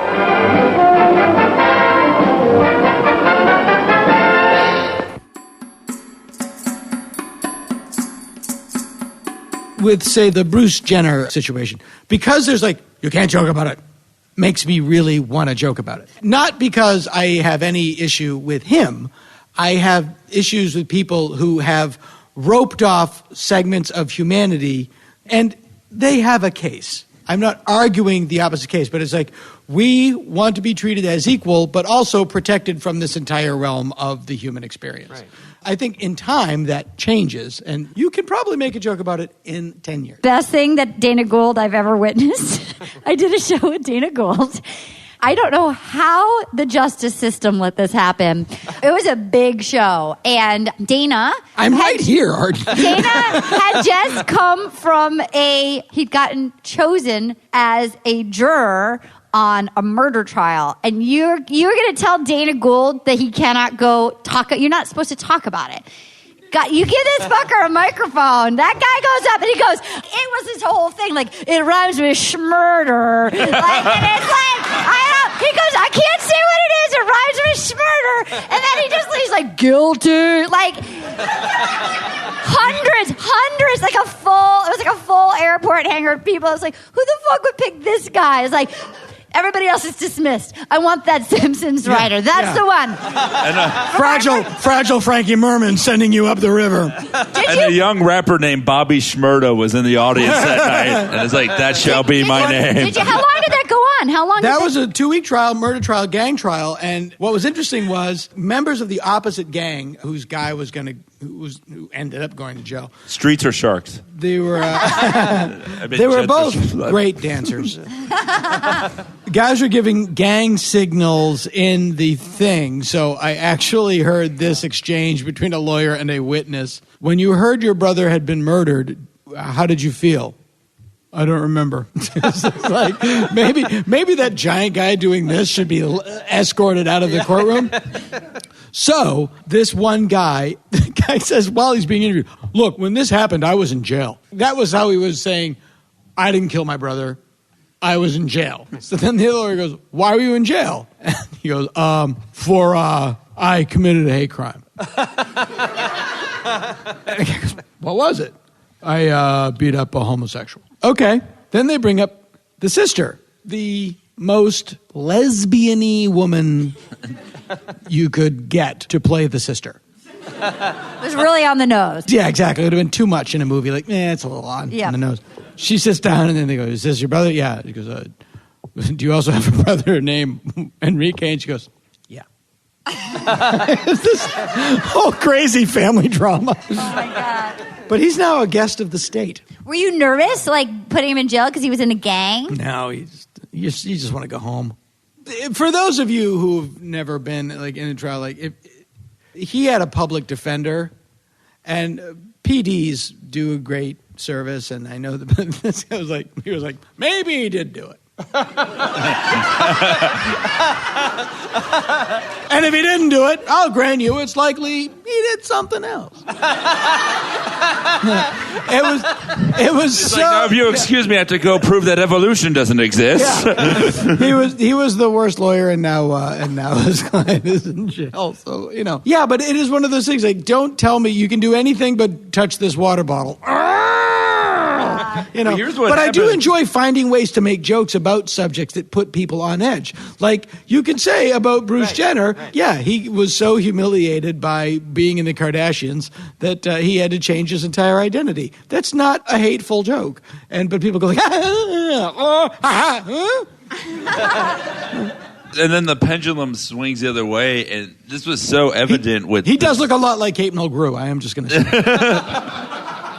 If you look at like the Super Bowl commercials this year, there were barely any attempts at humor, but so many of the commercials were fucking sad because they're like, well, we can't make anyone laugh anymore without pissing people off, but we could just make them feel shitty about themselves. That one was like the dead kid commercial. That's a dead kid. Did you miss this? I didn't know. I didn't see it. Oh my God. Okay, it was amazing. it's a Prudential life insurance ad. It's nationwide. Nationwide. It's a little boy. It's a nationwide. He said this little boy is an adorable little boy who's got to be like, 4 or 5? And he was basically like, I'll never get my first kiss. I'll never get to graduate from college. I'll never get to do it. Basically, and he's riding his bike, and then he goes, I didn't get to go to Sketchfest. Yeah, and he goes, because I died. And then it just shows, basically the remnants of, bathtub overflowing with water, and then goes, you can prevent accidents. Yeah, and then apparently all of America, every kid who's watching is like, wait, is he dead? I don't get it.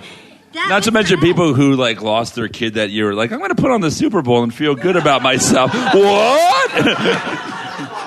And by the way, how fucked up is that kid gonna be? You know what I mean? He looks like a little angelic, tiny Fred Savage. He's like a 5-year-old Fred. How into making money are those kids' parents? Just say it, Robbie. Just say it. Because I died. You just say it. In the waiting room. I will just say, having cast children in a pilot and had to deal with the parents, you take a Karen Silkwood shower that day when you go home. You cannot get clean enough. I used to work for a casting director, and these poor, the parents would be like, show your resume. Yeah. I mean, the kids, literally, they're 3 or 4, and they're walking up with a resume. Yeah. It was. We would tell them, now go back out, tell your mommy did great, and you'd like your childhood back. Imagine the kids who didn't get the because I died role. The parents are like, if you were that fucking sad in the audition, you would have gotten this shit. People would think you were dead, but no. And there was a domestic violence commercial, and there was these. Well, they had to put that one on because people tend to beat the fuck out of their wives after the Super Bowl. Yeah, and they're the players, but no, that's understandable because people lost a game. There were 2 different amputee commercials. There were kid amputees. One of them was a plug for 2.5 Men. And puppies are amputees. Commercials? Yeah, a few. For about what was the product? What are they? One was for cars. What is it? It was mostly all car commercials for the first half. Oh, right. Of the woman Super Bowl. amputee drove a great car, and the child amputee, what was he selling? Not sneakers. Not And what's great is, seriously, it's not political at all. The biggest mistake people make is the false assumption that leaders lead, and that culturally, Gay marriage is a great example of the trans communities demanding to be recognized. And then the leaders follow and culture catches up. And I think what you're having now with all this stuff is just sort of this cultural hangover from so much change in such a short amount of time. And I think that people will get over it. And then humor is almost like one of the final shading of the drawing. It's like, then you can chill out. You're, running in the herd of humanity. You want to be able to in theory, you shouldn't say, like, you can't make a joke about me. I read something. Nobody is exempt from the human I also read something in the 90s that said, political correctness is left-wing thinking through right-wing means. Is that true? I don't even know if that's true. Sounds good. Oh, I would say that's exactly Toronto right. Star, 1992. All that clickbait on Huffington Post, and it's like, and it's every day there's something about the Kardashians. On Huffington Post. So fuck every day. them too. Yeah, it's like Kim Kardashian holds a purse at an airport. Click. They have phraseology that they know attracts people, like, this picture of a dog eating peanut butter will make you appreciate the concept of existence. You have to see Benedict Cumberbatch's new bike. I don't. I'm reading a book that addresses this before the internet. It was written by a guy named Neil Postman, and it's called Amusing Ourselves to Death. I know that book. And it's a brilliant... It's How to Watch the News. Well, no, it's a brilliant book about when we went from print to visual, to video, TV. When we went to print to TV, it was a different ballgame. Lincoln and Douglas. I mean, just one example, and he uses this example. The Lincoln-Douglas debates used to last 9 hours. This is not... Some of them lasted 2 days, and people loved it. Right. They would go and have dinner. And come back for the rest of the debate. Today, it's like, he's a pussy, and that's it. Yeah. They would debate for 50 minutes, and then bare-knuckle box for 10. And then it would be you have to take off the hat, Abe. Yeah. If you scored more than a good point, you could use a board with a nail in it. But all of that stuff makes me crazy. And there was a really amazing article. There's so much of it is the problem. Pete Townsend once said made an analogy of being in show business. It's like living in a trash can full of shit, and your job is to keep it out of your mouth. But that's how I just feel about living I love that. Yeah, it's just like living in the media culture now. And there was a great article that I did see. It was like compared what Angelina Jolie did this year to what Kim Kardashian did this year. And it was like spearheaded the UN awareness of child abuse and did a calendar with her ass. and that's great. And the Huffington Post printed the article like, isn't it great that this person's actually doing something worthwhile with their fame and this person while they promote the other shit. But at the same time, then the next day, Kim Kardashian wears a necklace in a car. What? That's why I love Bill Hicks, who attacked the people who I think are responsible for a lot of this, which is marketers. And it's all about demographics and how to get the click and how to get the views. And, totally. When Hicks did that thing about marketing, I know what Bill is doing here. You know that whole bit? No. Where Bill said, if you're in marketing, by the way, if you're an advertiser, just kill yourself. Just kill yourself. And then he said, I know it. Then he's doing the audience voices. Bill, I know what you're doing. You're going for the 18 to 34. No, I'm not. Just kill yourself. Just kill yourself. That's a great bit. I forget what album it was on. Very strange story about Bill Hicks. We were walking around Disney World. You and Bill Hicks? Yes. And he said to me... I never met him. He was a nice guy. And he said, man, I can't sell out Caroline's on a Saturday night. And they're dredging Lake Erie to put in bleacher seats for Carrot Top.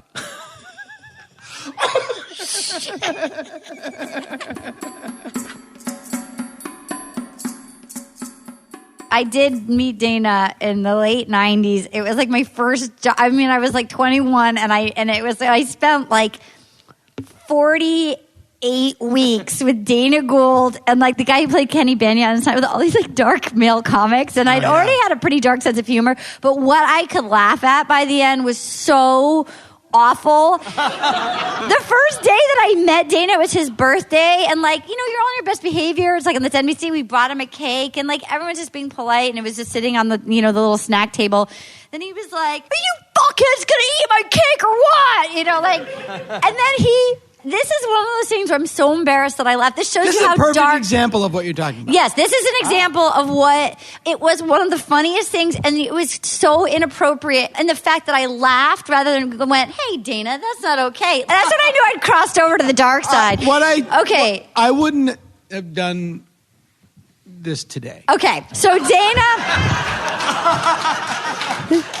To be fair, Dana was playing this character, Jimmy Clark. We were in an office. I almost had a monkey kill me. And they had, that's right. And he was also, they put him in like a horse harness and they attached a desk to him and dangled a carrot in front of him. And he had to like try to get at the carrot and drag the desk across. Like that was just Dana's character. The show was basically Dilbert. a surrealistic version of The Office before The Office and without the humor. Or the popularity or numbers. So classic multicam episode idea where you have a Renaissance festival in an office where they had like a real pig roast. They brought in like a real rotting pig and there's like a sword fight in the middle of like an office.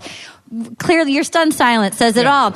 Imagine this setup but hotter and with a rotting pig. So that was the day that No. Too soon. That was the day. Rotting over here. Come on. Oh, the impression made it even worse. That was the day that Michael Hutchins died from InXS. And it hadn't come out yet how he killed himself. We didn't know what happened. But we had this. Turns out he was doing something in excess. Yeah. If only Twitter was around in 1997. That should be your Throwback Thursday.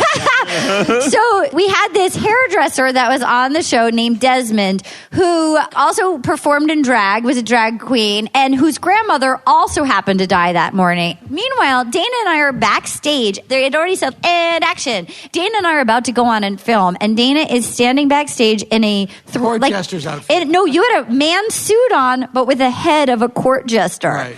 Basically, there's no bottom to my life. Okay, so wait, what do you want to add in? What do you want to add in? NBC thought that this was must-see TV. Yeah. So what's important to know that morning is we come in for makeup in the morning and Desmond is in the room and he says that his grandmother died. And I go, "Oh, Desmond, I'm so sorry." And he goes, "Oh, it's okay. Man, not a big deal. I didn't really know her that well." He kind of dismissed his grandmother's passing. It's still. When you're a drag queen and your grandma dies, think of all the free clothes. I think that's where he went with it. So we're on. We find out that Michael Hutchins has also shit the bed. So then we are backstage and they're like, and action. And like he comes up to do one final little tweak of Dana's court jester hat. And it's really cramped quarters. We're all just shoved backstage. And Desmond finds out that Michael Hutchins has died. And he goes, "Oh my God. Michael Hutchins died? How did he die?" And our cue is, and go. Dana just looks at him and he goes, "He beat himself to death with your grandmother." I burst into laughter. So I'm like so ashamed. I keel over. That's when I crossed over. I am from a farm town. My soul is so black. I couldn't stop laughing. And then Desmond storms off. And then Dana has like a red phone to like FTD florist. He immediately. It was. Yeah, I had to send a lot of flowers.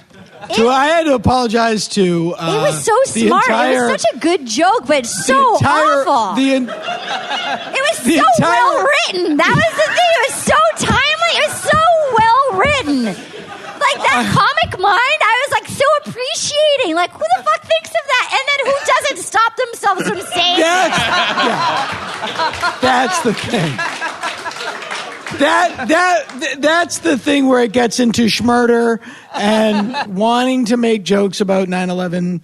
It's hard to not go there. And I was stunned that he was more upset about Michael Hutchins than his grandmother. That was my... You were making a satiric point. I was trying to show up for his grandmother. Yes.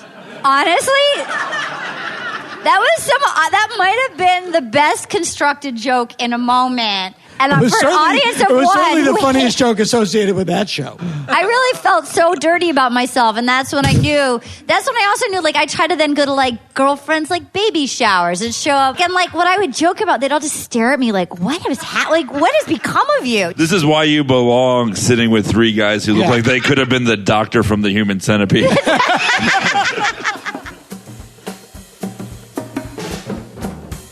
When I was a kid, the odds of going to Disney World were right up there with going to Saturn.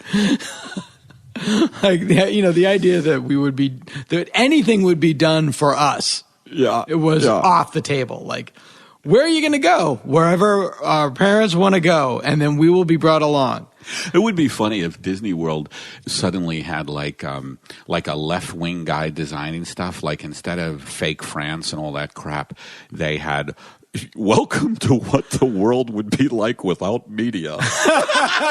Oh, and it's like characters just like I.F. Stone, iconoclastic journalists who got pushed to the periphery of their profession because of their views are just coming up to you in costume, like being really intelligent, and kids are just crying. Get I.F. Stone away from me! It's the Hall of Marshall McLuhan. Yeah.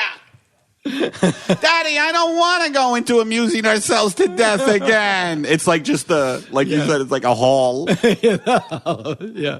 The media is the message cavalcade.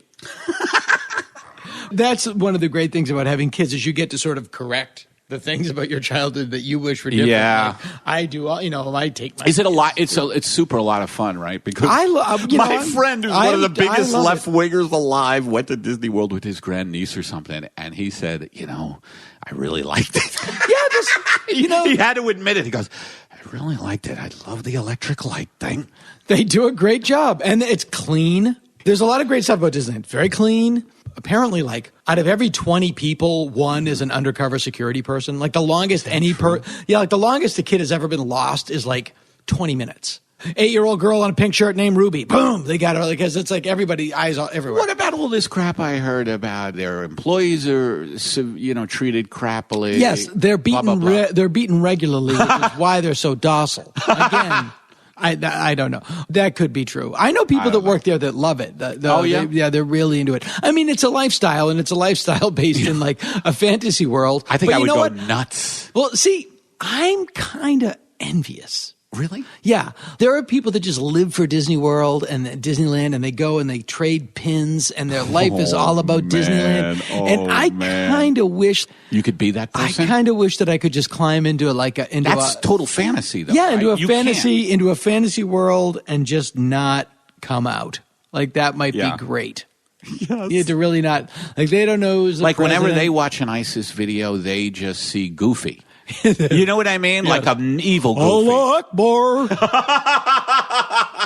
God is great. Don't lose your head.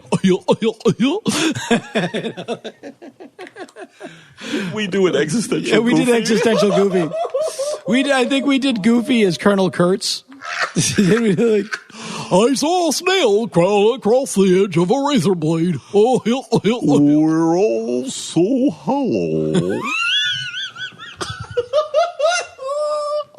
At the end of the day, the futility of existence will hollow out what you think is your soul to reveal you to be nothing but an empty box. Okie doke. The futility of existence gnaws at me like a hungry bird. You see, Donald, look over there. That sound and fury signify nothing to tell of an idiot. Hey, Donald, what are you going to do today? Here's what you're going to do. Wake up, live, sleep, and then one day you'll be dead. And the whole thing was for nothing. No. Can't do nothing about old age decay. That's for sure. He's just walking through the park shouting that. You can't do nothing about old age. Hey, Goofy, how can God exist in a world where children suffer? He can't. Hey, we've got to have free will. Don't blame God. And also, we can't. Yeah. God's not here to help you find your flip-flops. No. Boy, espresso makes you feel empty after a few of those.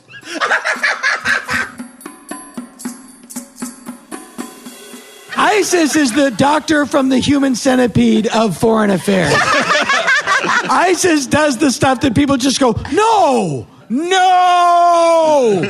You can kill people. We're not saying you can't kill people. But you can't do it the way you're doing it. You can set people on fire from the sky.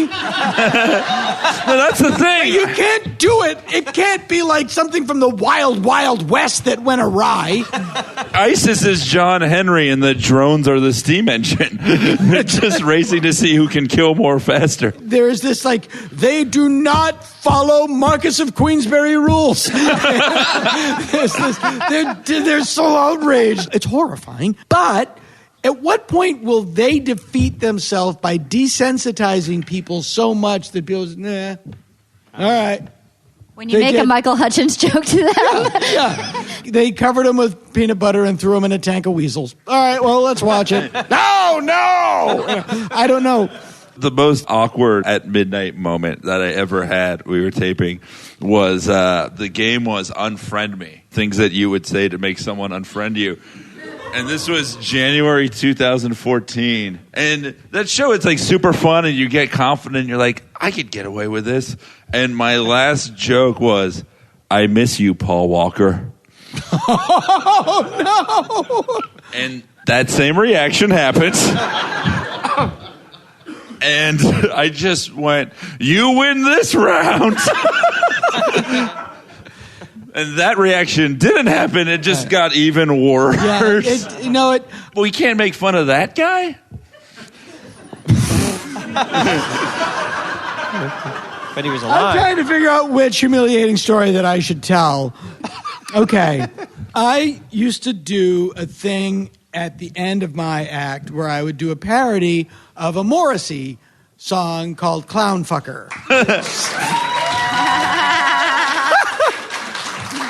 See? My life has not been a waste.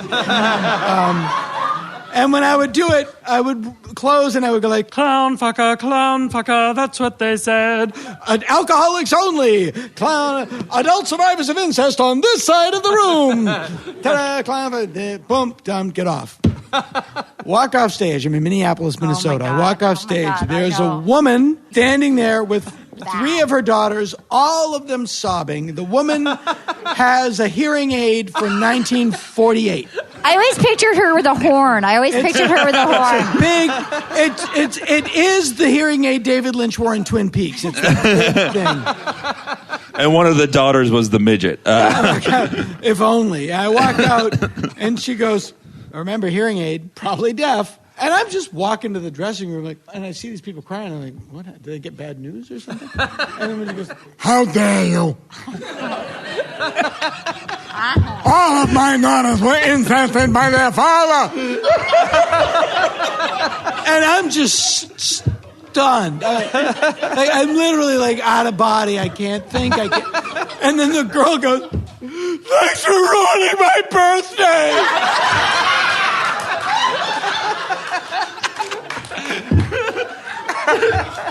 Wait, so deaf women, drag queen, hairdressers, you have the weirdest rogues gallery. Your rogues gallery was created by Joel Schumacher. Yeah, no, it was so... What'd you say? I had stuff loaded. I was older and wiser than I was when I worked with Arden. Victims. What I had loaded was, you think maybe the fact you could have heard something? How many was it going to incest before you hauled anchor out of there? 3 strikes and you're out? How about 1 strike? How about 1 strike and you're out? How's that? That's a good 1 strike problem. 1 time he does it and you're done. No, I just left. Was your favorite show A Family Affair? Yeah.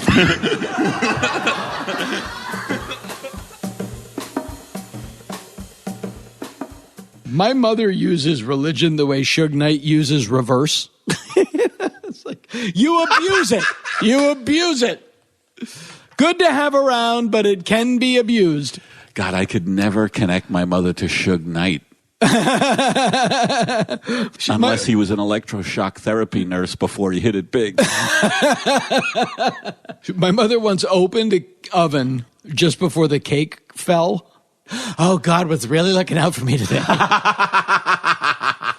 That's the level. Yeah. I'm sorry about the earthquake. I've got a cake in the oven. I can't help you right now. You know, when I try to believe in God, and this is probably too revealing, but when I try to believe in God, like I'll be like, okay, yes, there is something out there. And then as soon as something goes wrong, I just go immediately nice God. Thanks a lot. Thanks, God. Like, I blame that force immediately for trivial shit. I'm talking about if I ever start to believe in something, if like a bag of nuts fall on the floor of my car, I just go, oh, really, God? Is that what you want from me? Yeah. That? To pick up all of these? Yes. But that's why he doesn't exist in my life. But I often think of like, me complaining to God about my pilot not getting picked up is like my kids asking me why I made it rain. It's like, I have very little to do. I have very little to do with that. Like, okay, like I'm trying to think of what fantasy world. Like I like the Star Trek people, they got it down, man. You can really climb into a Star Trek fantasy world and never leave. Isn't that a little scary though? Yeah, but in a succulent way. It is I guess it's, for me, it's like I just go into, and it's always disappointing because my teams lose, but I go into this world where I think, like for instance, I'm a huge hockey fan and I'm watching the Rangers right now, and I get so into these games, and I imagine it's like getting into Star Trek. Like these players are playing for me. Yeah. I was talking about this with my shrink. Realizing that, these players, you think they're going to give you what you didn't get as a kid. Like, them winning is me winning, is what I've come to. And, like, I just wait for the next game. Like, Ryan McDonough is going to, he's a defenseman for the Rangers, whatever it is. And I only knew them from the 70s. I checked out when Brad Park retired. I used to love Brad Park. Yeah. I've actually gotten better. As a kid, I used to, when the Rangers would lose in the playoffs, I remember taking a hammer. This was so long ago. I'm listening. This was so long ago that I was listening to the games on radio and loving it. Like, I used to love that play-by-play by voice. There was something really exciting about it. We used to make fun of all the time because we had a reel-to-reel tape recorder when I was a kid. I remember those And we did a parody of a Boston Bruins hockey game. And the only joke I remember that my brother was doing was, Guy Lapointe to Guy Lafleur, Guy Lapointe to Guy Lafleur, Guy Lafleur. That's such a kid thing. And then you just hear me going, snot. Like, that was my joke. I said snot. How old were you guys? You're in your 30s? Yeah, we're in our 30s. It was a Thanksgiving, and I remember it was right after the Challenger blew up. So we needed something to take our minds off of that great American tragedy. To start the healing. We needed to start the healing. But yeah, there's like those things that you need some kind of I guess so, yeah. relief. Like, that's why people get so into comic books, or like I'm famously into like, Planet of the Apes and stuff like that. It just makes me happy. I can But the thing is that you have to have 1 foot in reality at least. Yeah. Or 1.5 feet. Yeah. And then you go to that, like, I put on the Rangers and I'm like, for these 2 hours, I'm going to just get into the flow of this game and nothing else. That's beautiful though. Like, honey, don't show me a slaughterhouse video now, sweetheart. The Rangers are on a power play. Wait a minute. But what if you watched a slaughterhouse video to the audio play-by-play of a hockey game? That might be something. It would short circuit me. Yeah. There would be the pleasure coming into the horror, and it would just short circuit me. I would like to find the vilest pornography I can and listen to the West Side Story soundtrack. I feel pretty, oh so pretty. If you feel pretty, you wouldn't be doing that. Oh, so pretty and witty. I go one step further in the horror direction. I get the most vilest pornography, and I just have Walter Cronkite on a loop saying Kennedy was shot. And then choking up like a little girl.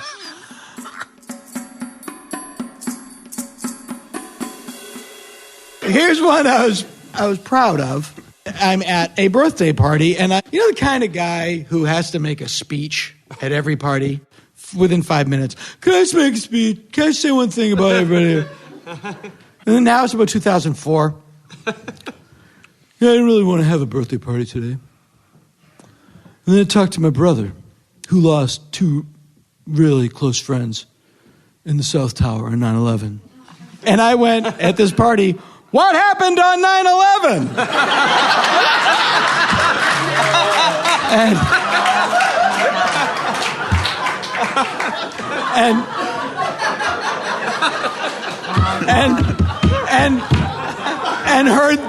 and heard this so loud. Boo! If you're going to pimp it out, I'm going to pimp it out. You know? You must have been in so much trouble for doing that. Yeah. It would have been more amazing if he just explained in detail what happened that day. Well, it's a long story. Early morning, everybody went to work. Some people still have their doubts. Of course, no Jews went to work. False flag! False flag! I love that your anti-Semite impression is just a 1940s prospector. But that's how, like, when you get angry at your side, it's like, I know the world is full of right-wing kooks, but then when the left-wing kooks are also just as annoying. Like, just so we're clear, George Bush is an idiot and an evil super genius, depending on what you need him to be on that given day. Okay, that's fine. Atheists are just annoying as Christians when they start talking about what they believe. The basic theory of fundamentalist Shiite atheists is you're a fucking idiot if you think you know what happens after you die, because I know. Well, what's that Roseanne joke? Right-wingers would hate Jesus Christ if he came nowadays because he's a liberal Jew. Yes. And he he liked poor people. Yeah. And he was black. Yeah.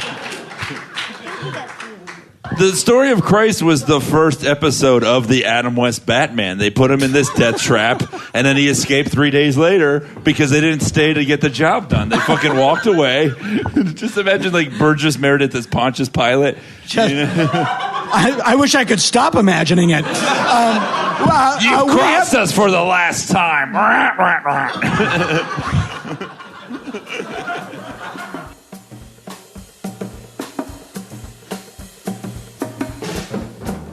I love horror movies so much, but I can't get into... You do like, still, huh? Oh, because totally, yeah, totally. But old stuff, like, I can't get into... stuff. Or new stuff that's No, but good. isn't the new stuff too... Well, I'm not into slasher or gory Okay, good. movies, That's but what I I'm love, like, talking about. I love, like, I thought The Ring was fantastic. I don't know that one. The Ringu, the Japanese movie. I didn't know. It was from, like, late 90s. It's phenomenal. You need to text me some of these good ones. Yeah, no, there's always... I used to love horror movies, and last something year, happened. The Conjuring, great. If it has like a ghost or a monster in it, you love monsters. Yeah, like Pacific Rim. Pacific Rim was great. Godzilla for the 11 seconds Godzilla was in Godzilla was great. Yeah. I just love that the new stuff. Godzilla. I watched the new Godzilla. Yeah. What's amazing about the new Godzilla is they can make Godzilla look completely believable, but they can't give Bryan Cranston a wig that doesn't make him look like Davy Jones. I was on a plane sitting behind Micky Dolenz. Oh, I've met Micky Dolenz. Micky Dolenz, every day, someone comes up to him and says, "You were my favorite monkey." That must be an odd thing to hear. Yeah. You're my favorite monkey. Even more than Bonobo? Yes, more than Bonobo. Did you say hi? Or? More than Mandrels. Yes, I actually have worked with him before. Okay. Yeah, I worked with him before, so he was... Yeah. It is weird, though. It's like you knew a lot of crazy people. He was huge. When they were huge. Yeah, and a crazy time. And now he's just like schlepping around Southwest Airlines. Absolutely. But I always wonder when I meet a guy like Dolenz who was huge for basically a second. I mean, it was kind of in like popular culture 3 terminology. years, 67 to 70. But it was huge. If they want to be told, "Hey, you were one," I think so. You were one of my favorite guys. I don't know. I feel like that's what they were known for, and they want that recognition. Totally. Like whenever anybody comes up to me and says, "I love your podcast" or "I love your comment," you're always happy. I love to hear that. It. You're always happy to hear it. I wish Karen would come up to me and say that. My wife, "Hey, I just love what you do." I love what you do. I love when you're home. It's all in how they do it. say that, and then thank you, and now you have your day. I have your day. So hey, you're great. Oh, thanks. And then they stand there, and it's like, okay, now you have a conversation with me. It's like, no, that's no. I like what Todd Glass says. He turns the tables. Like if someone sees him in the supermarket and says, I really like your thing. Todd goes, really? Thank you very much. And he just follows them around being needy. And they're like, okay, take it easy. We're out of here. Honey, let's go. That happened to me once with a musician that I was a big fan of. And yeah, I met them at Tower Records. And it tells you how old the story is. Oh, my God, yeah. And I said, I saw you at the Rat in Boston in 1985, and you were with Peter Holzapfel from the DBs. Yeah. And then I couldn't get rid of him. Oh, I know. That's Glass's routine. That's Glass's routine. Okay, I got to go now. Okay. Okay, bye-bye. Okay, bye-bye. I got to go now, bye-bye. I was thinking this today. I was talking about sitting by Micky Dolenz. Anything that he does, people always talk about the monkeys. That's who he's known for. And you get to this point, at some point in your life, you do something that is, in terms of the public, is the thing that you can never top. And then the rest of your life, you're just like, yeah, and I also do this. I'm wondering if in jail, if that ever happens with Manson, he's like, can we talk about something I've done recently? I'm not just the 60s.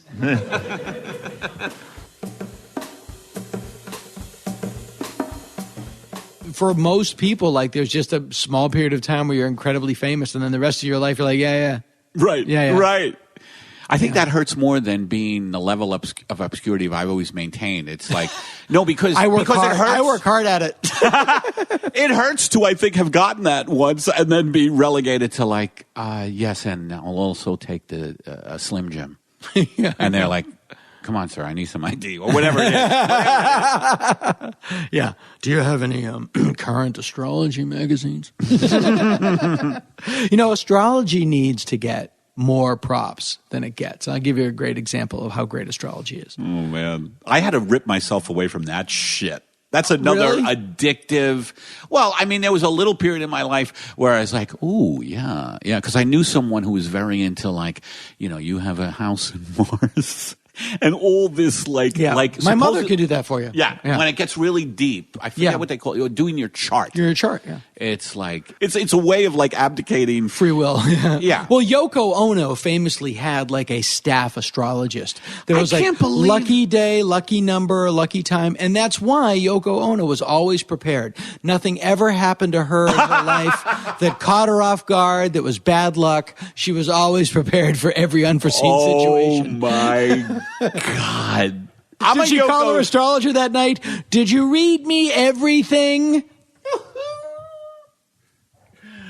You know what? I think the people who are really into astrology, when that happens, when a horrible tragedy like that happens, they're going, they in retrospect go, I did not see that Jupiter was ascending. Of course. It's always explained. I mean? Like, oh my God, I didn't see Jupiter ascending. Well, it was a shitty movie. Of course you shouldn't see it.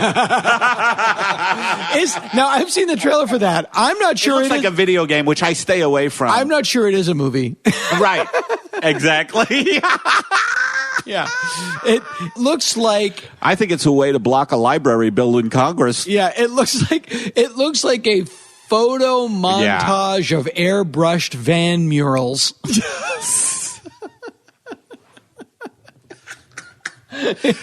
Just because you can make anything happen, you don't have to. Just by the stop. way, my other thing, a guy I really kind of like on one hand, but now I'm starting to hate him, is Liam Neeson. And I just saw another trailer for another movie, which instead of the Taken series, him and Ed Harris now in this trailer are going, well, if you're coming after my family, I'm coming after your family. And I like Harris too. Yeah. But it's like all this, like, you're going to kill my family? and this is all Liam Neeson does now, is go after people who have gone after his family. Yeah. And it just makes me nervous. It's a very dangerous job to be related to Liam Neeson in a film. Oh, my God. He was just like an actor, like kind of a serious actor. He did stuff. Yeah. He was going to play Abe Lincoln in Lincoln and didn't. And like out of nowhere, he just had Taken. And it was just this. And by the way, Taken's an awesome movie. The first one? The first one's fantastic. I haven't seen the other ones, but the first one's great. Right. And he has no arc as a character. He just starts killing people. He just starts killing people, and at one point he looks down and sees credits coming up on the screen, so he stops killing people and lets the credits go. And he was just like, now he's like an action star. He has this whole other career as an action star, which I think but he's a revenge star. Yes, he's Charles Bronson. He's the new Charles Bronson. He's the new Charles Bronson. He's Irish Billy Jack. I have done a bit where I just come out. I don't even say hello to the audience. I just go, why are people still taking Neeson's children in films? Is he that inattentive? And then I've been informed that a lot of these movies in Taken 2 and 3, they're not even taking his kids anymore. They're just calling it Taken. Nothing's been even taken except maybe an ashtray or a cigarette lighter.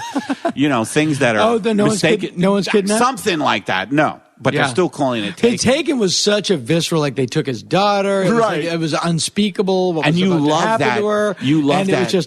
It was such a, every single guy goes, yeah, that's what I do. Exactly. It strikes every single thing in sight. It strikes the primitive part of the brain. Yeah. Defending your family. Yeah. It was like, oh, yeah. Not only would I put his balls in a juicer, but I'd make him drink that juice. Yeah, totally. I like the way he overpronounces his R's.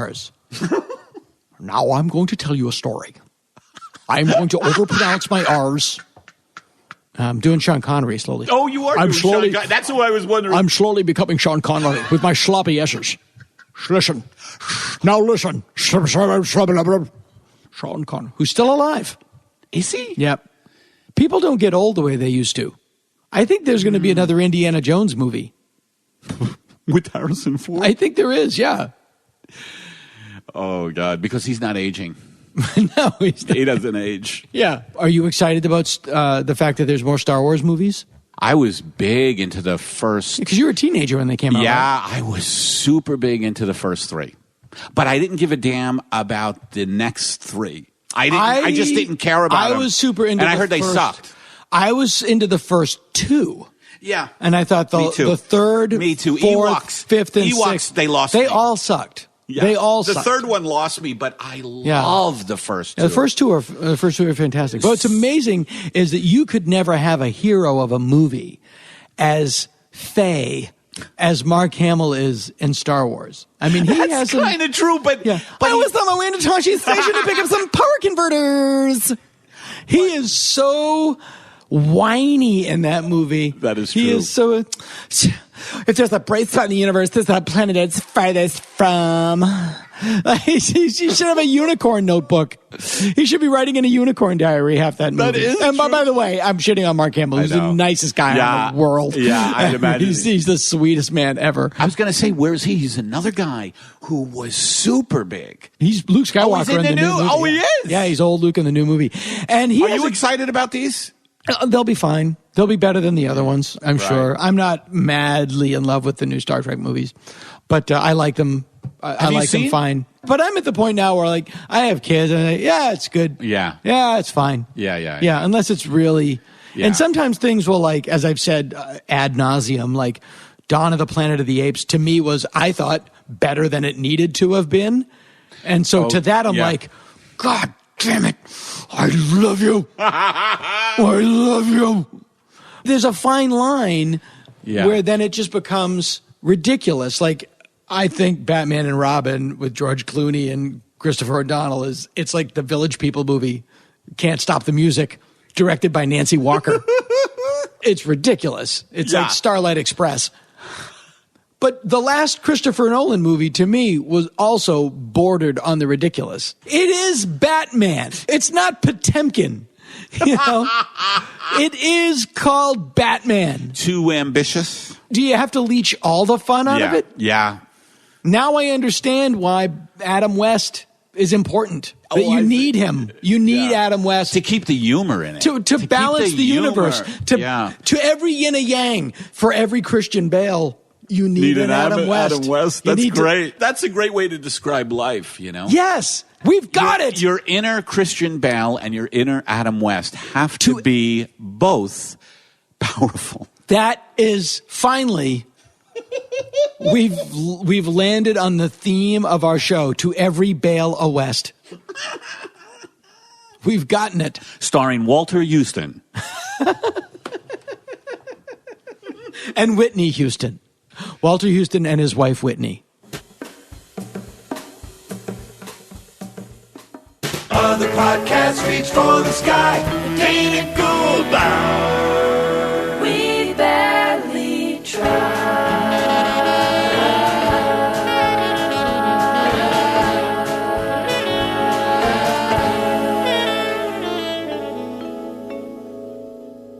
This has been the Dana Gould Hour, brought to you by the Internet.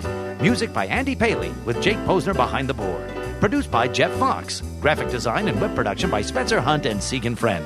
Sound editing and post-production by Jalinda Palmer and Joe Napolitano. Hey, if you like the show, why don't you drop us a line at show@danagould.com. Tom Kenny speaking. Hey, let's get away from that diarrhea.